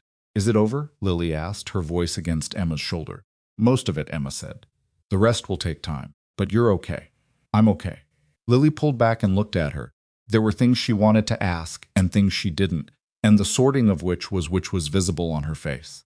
She had their mother's eyes and their father's jaw, and a particular quality of her own that Emma had spent years recognizing as the specific toughness of people who had been underestimated consistently and had decided to use it rather than resent it. I have something for you, Emma said, and gave her the card. Lily opened it there in the dispersing crowd. She read the note for when you need to know which way to go and looked at the compass in its brass case, and then looked at her sister with an expression that said several things, none of which became words. Keep it, Emma said. You'll find a use for it. The arraignments happened across the following 48 hours, in a sequence that had the quality of something inevitable unwinding at its own pace, unhurried now that the containment had failed. Derek Vance was arraigned on 6 federal counts and entered a guilty plea as part of his cooperation agreement. He stood before the court in civilian clothes, looking considerably reduced from the officer who had put cuffs on too tight on a gravel shoulder smaller somehow, the authority he'd carried as a uniform, not transferable to whatever he was now. His statement, provided to the court as part of the plea, confirmed in explicit detail that the traffic stop had been directed by Chief Harlan, coordinated through Meridian Consulting Group, and specifically designed to create a documented encounter that could be used against Emma Calloway's credibility. He said on the record that she was never arrested because of a stolen car. He said that she had been targeted before she ever got on Route 9. He said that the instruction not to log her military identification had come directly from Harlan, citing authorization from above. Victor Harlan was arraigned the following morning. His attorney's posture of cooperation had lasted approximately 14 hours before the full scope of the Meridian server files made it clear that Harlan's role was not peripheral supervision but active coordination. He faced 8 counts, including conspiracy, civil rights violations, and obstruction. He did not enter a plea at arraignment. He stood with his attorney in a suit that had probably been chosen to project solidity and looked, instead, like a man who had discovered that the ground he'd been standing on for 12 years had been undermined while he was occupied with other things. Senator Rourke's cooperation produced a partial reduction in charges, but partial was all it got him. The financial records were too direct, the transfers too documented, his connection to Meridian Consulting Group too thoroughly established to disappear behind any narrative of ignorance or distance. He was charged with conspiracy, misuse of public office, financial corruption, and interference with civil rights under color of law. He resigned from the Senate 3 hours before the formal indictment was filed, a timing that satisfied no one and fooled no one, and issued a written statement through his attorney that acknowledged wrongdoing without naming any of the people he had wronged, which told you everything about the man's understanding of what he had done and to whom. Knox's arrest was executed at Fort Meridian by federal agents rather than military police, which was a deliberate jurisdictional choice that signaled how thoroughly the Department of Defense had decided to place distance between itself and a general officer who had used classified program access to facilitate a civilian harassment campaign. He was charged with conspiracy, misuse of classified information, obstruction, and civil rights violations. He said nothing at his arraignment. He stood in his civilian clothes, the same ones he'd been wearing, when the MPs stopped him at the gate, with the controlled stillness of a man who had spent a career in environments requiring stoicism and was applying that skill to the worst moment of his life. He did not look at Emma. She was not present for Knox's arraignment, but she read the transcript and the absence of any acknowledgement from him. Not remorse, not defiance, just a complete and deliberate refusal to register her existence, even in documentation, told her more about him than the email chain had.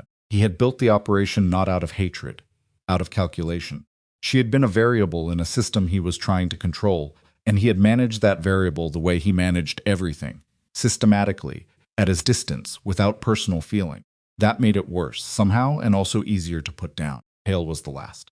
General Marcus Hale's arrest was the one that produced the most public attention, because a 4-star general being served a federal warrant on the grounds of the military installation he commanded was not something that happened with any regularity, and the institutional disruption of it rippled through channels that Emma could observe only from a distance. The Department of Defense released a statement that was a masterwork of bureaucratic distance, expressing commitment to accountability, noting that the alleged conduct was under review, and carefully using the passive voice for every verb that might otherwise require the institution to acknowledge active choices made by people within it. Hale faced 9 counts. His attorney, in an initial statement, attempted to frame his client's involvement as oversight rather than participation, which was the same strategy Harlan had tried before the server files made it untenable. The email chain, she's going to be a problem eventually. Better to address it before it becomes one, made the oversight framing difficult to maintain with a straight face.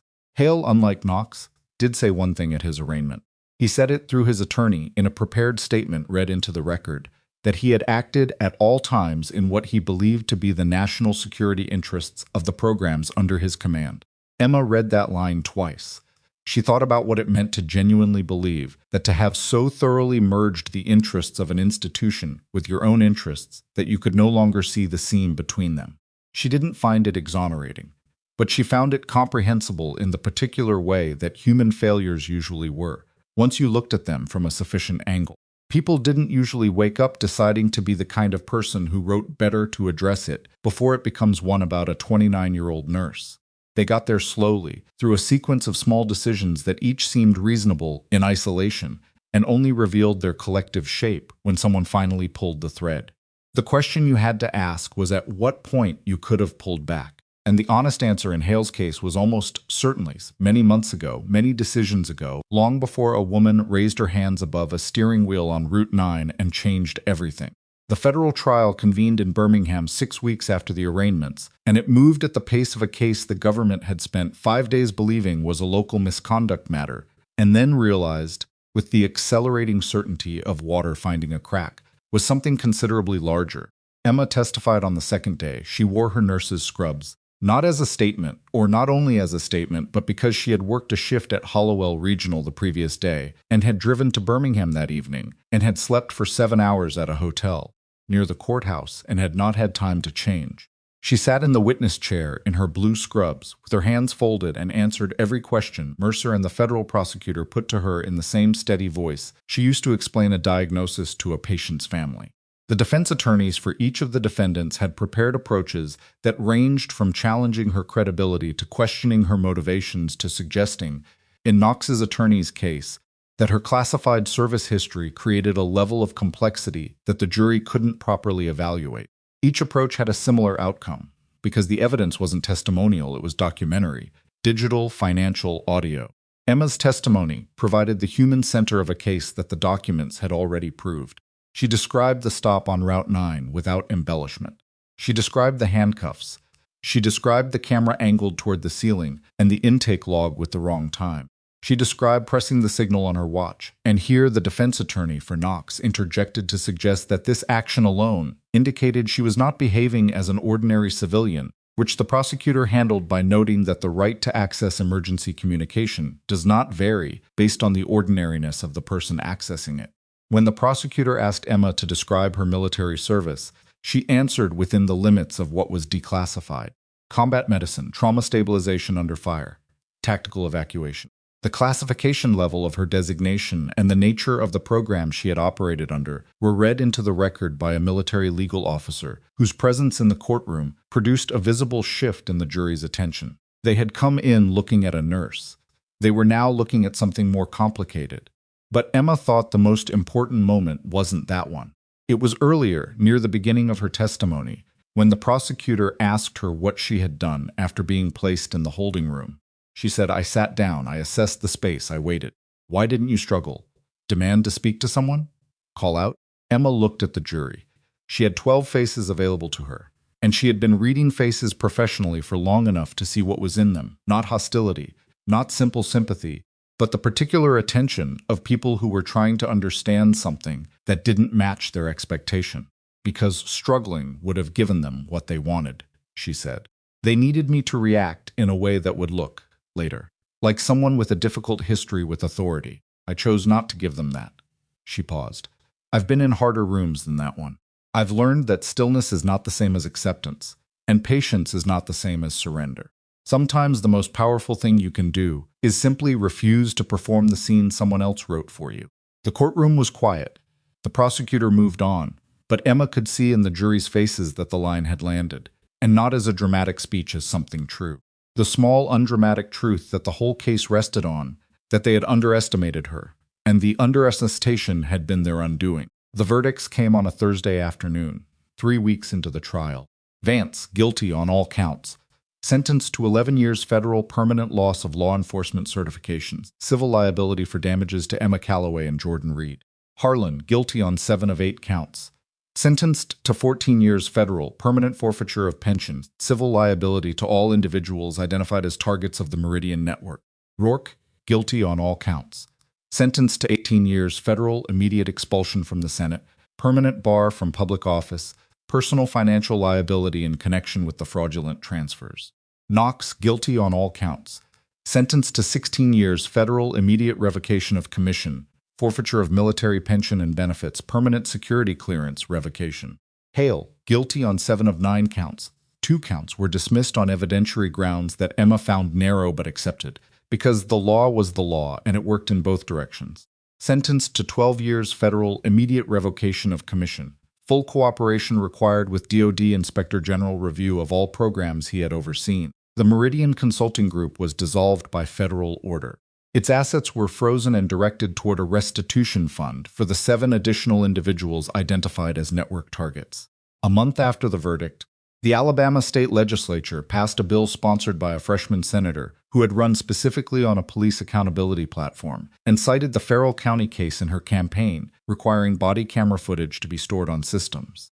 Independent of department control, mandatory third-party review of all misconduct complaints above a certain severity threshold, and enhanced whistleblower protections for law enforcement officers who documented misconduct. The bill was named the Brooks-Reed Act, after Maya Brooks and Jordan Reed. Emma thought that was right.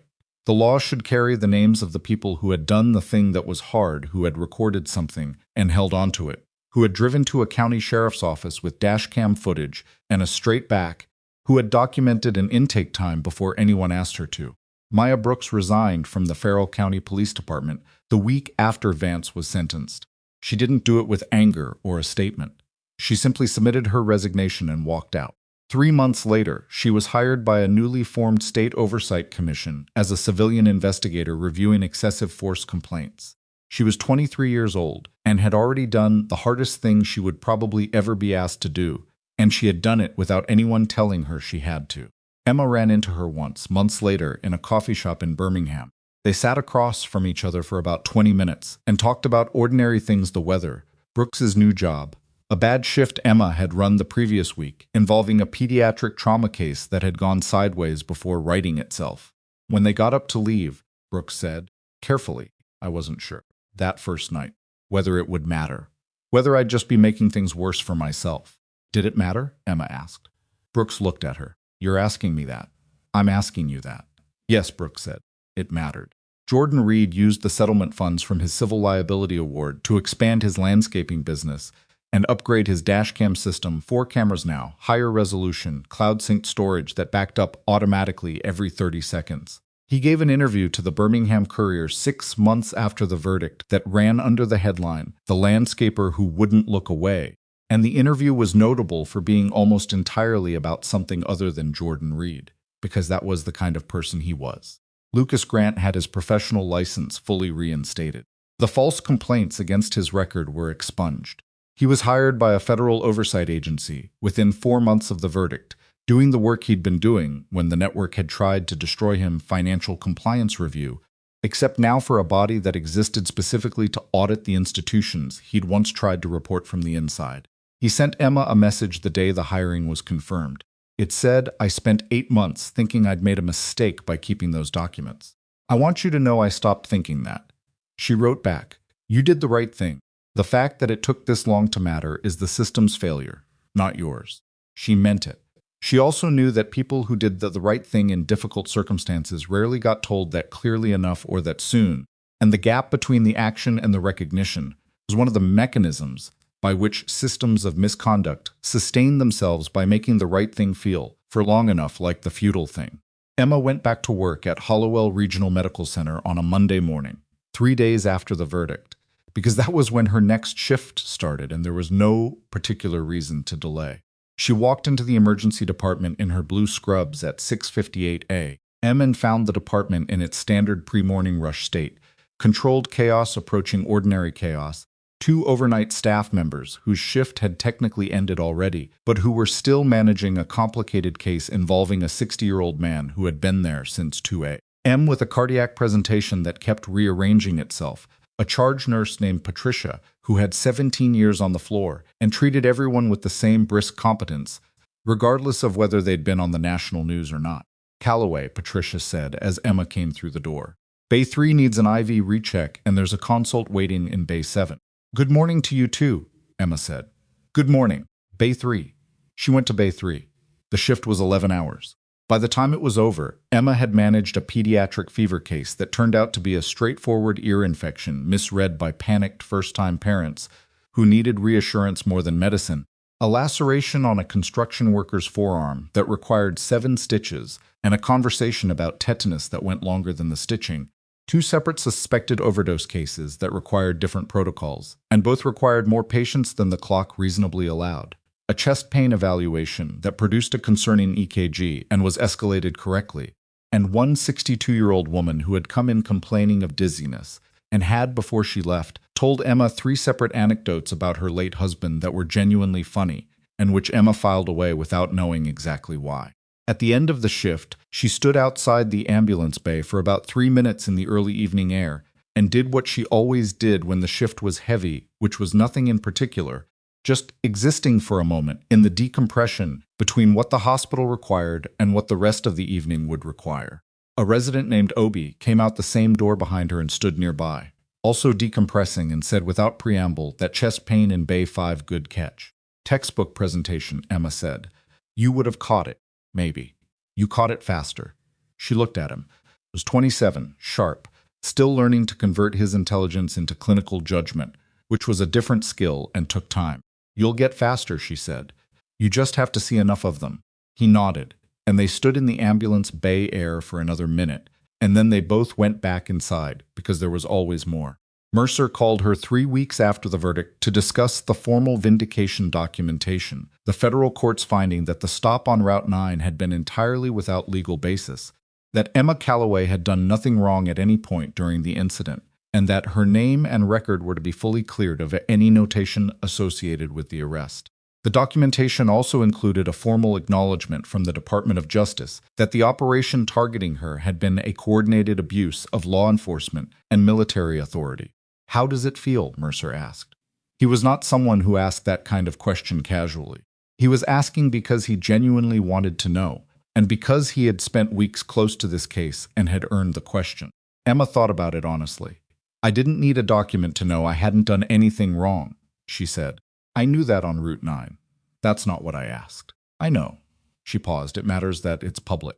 It matters that the record exists. Not for me, exactly for the 7 people in those files. For every person who got put in a position like mine and didn't have a watch to press." She paused again. "The document matters because systems don't change through private vindications. They change when the record becomes impossible to look away from." Mercer was quiet for a moment. "There's a journalist at the Courier who wants to do a long-form piece. Your story, the full scope of the network, the other victims. She's good, I've read her work." "I'll talk to her," Emma said. "You don't have to." "I know. I want to." She looked out the window of her apartment, her actual apartment, in Huntsville, which she'd turned to 3 weeks ago, and which was still exactly as she'd left it, which was to say minimally furnished and entirely quiet and perfectly suited to who she actually was. "The story didn't end with me. It needs to not end with me." The piece ran 2 months later in the Courier and was picked up nationally within 48 hours. It was long over 5,000 words, and it was meticulously sourced, and it named everyone, and it laid out the Meridian Network's full operation against 8 individuals across 5 states in a way that was impossible to read and then set aside. Emma was quoted in it once near the end. The journalist had asked her what she wanted people to take from the story. She'd thought about that for a moment, standing in the Courier's conference room, with the journalist across the table, the fluorescent lights doing what fluorescent lights do. "I think people believe that systems like this survive because they're too powerful to challenge," she'd said, "and sometimes that's true. But this one survived as long as it did because everyone it targeted was isolated. They were alone with it. They didn't have a watch or a dash cam or someone willing to document an intake time before anyone asked them to." She'd paused. "The network didn't lose because one person was strong enough to take it on. It lost because enough people, a nurse, a landscaper, a rookie officer, a former auditor, made individual decisions to do the right thing in a moment when it would have been easier not to." She'd looked at the journalist directly. "The lesson isn't that one person can change everything. The lesson is that enough people refusing to look away can change anything." The journalist had written it down. She'd used it. She'd put it near the end, before the section about the Brooks-Reed Act. Emma had read it back to herself once the week the piece ran, and had decided it was close enough to what she meant to stand on its own. 6 months after Route 9, on a Tuesday evening, with the last of the fall light coming through the emergency department windows at a low, flat angle that made everything look briefly more significant than it was, Emma was finishing a chart at the nurse's station when a family came through the doors, a man in his 40s, and 2 teenage kids, the boy holding his arm in the careful way that meant pain, that wasn't catastrophic but was real. She moved to them automatically, the way she always moved toward the door when the door opened. Professional reflex, 7 years deep. "What happened?" she asked. The man looked relieved that someone had immediately come. People always looked relieved. That part hadn't gotten old. He fell off his bike. His wrist may be broken. "Okay, let's take a look." She brought them to an open bay, started the initial assessment, moved through the questions with the practiced ease of someone who had done this enough times that the routine had become transparent. She was thinking about the patient, not the procedure. The boy was 15 and trying very hard not to look scared, which Emma recognized and quietly worked around, pitching her voice low and practical and unhurried in the way that usually helped. She ordered the X-ray. She explained what they were looking for.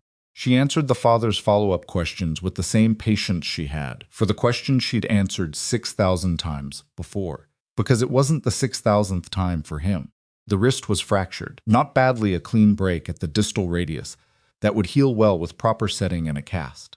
She explained the next steps, arranged the orthopedic consult, and made sure the boy left the bay with better information than he'd had walking in and a slightly less terrified expression. The father stopped her in the hallway as she was leaving.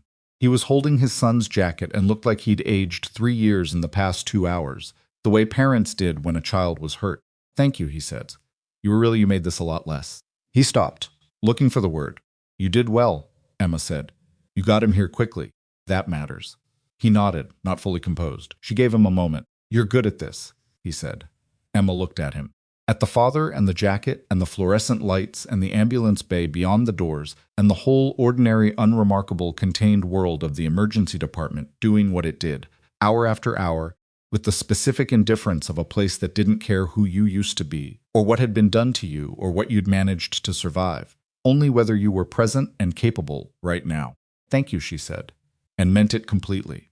She walked back to the nurse's station. Patricia handed her the next chart without looking up. Somewhere in Bay 2, someone was asking a question. The door opened again. Emma Calloway, 29 years old nurse, former combat medic, the woman they had put in handcuffs on a county road and tried to reduce to a misconduct record, picked up the chart, read the presenting symptoms, and went to work. They had thought, when they boxed in that silver sedan on Route 9, that the woman inside was someone they could afford to dismiss. They had been right that she was a nurse. They had been catastrophically wrong about what that meant. She had stitched soldiers back together under fire. She had kept people alive in conditions that didn't allow for error. She had walked into some of the worst moments of human experience year after year, and had met those moments with the only things that actually worked in them: steadiness, knowledge, and the particular refusal to look away from what was right in front of her. She had brought all of that to a gravel shoulder on Route 9, to a cinder block holding room, to a motel table spread with financial documents, to a federal courtroom in Birmingham. She brought it here too, to Bay 3 and Bay 7, to the chart in her hand and the next door opening and the next face looking for someone who would not flinch. She had spent years becoming quiet. She had learned slowly that the most durable kind of strength was the kind that didn't announce itself, that it showed up not in confrontation but in consistency, not in one decisive moment but in every ordinary moment that preceded it and followed it, adding up to something that couldn't be dismissed even by the people most determined to try. Nobody broke her on Route 9. They just showed her, finally and completely, what she was made of, and in doing so gave her the clearest possible view of the difference between the kind of power that required other people's diminishment to exist, and the kind that didn't need anything from anyone to hold. One kind was sitting in a federal penitentiary. The other was standing in an emergency department in Huntsville, Alabama, reading a chart about a wrist fracture in the last of the fall light. She put on her gloves. She went in.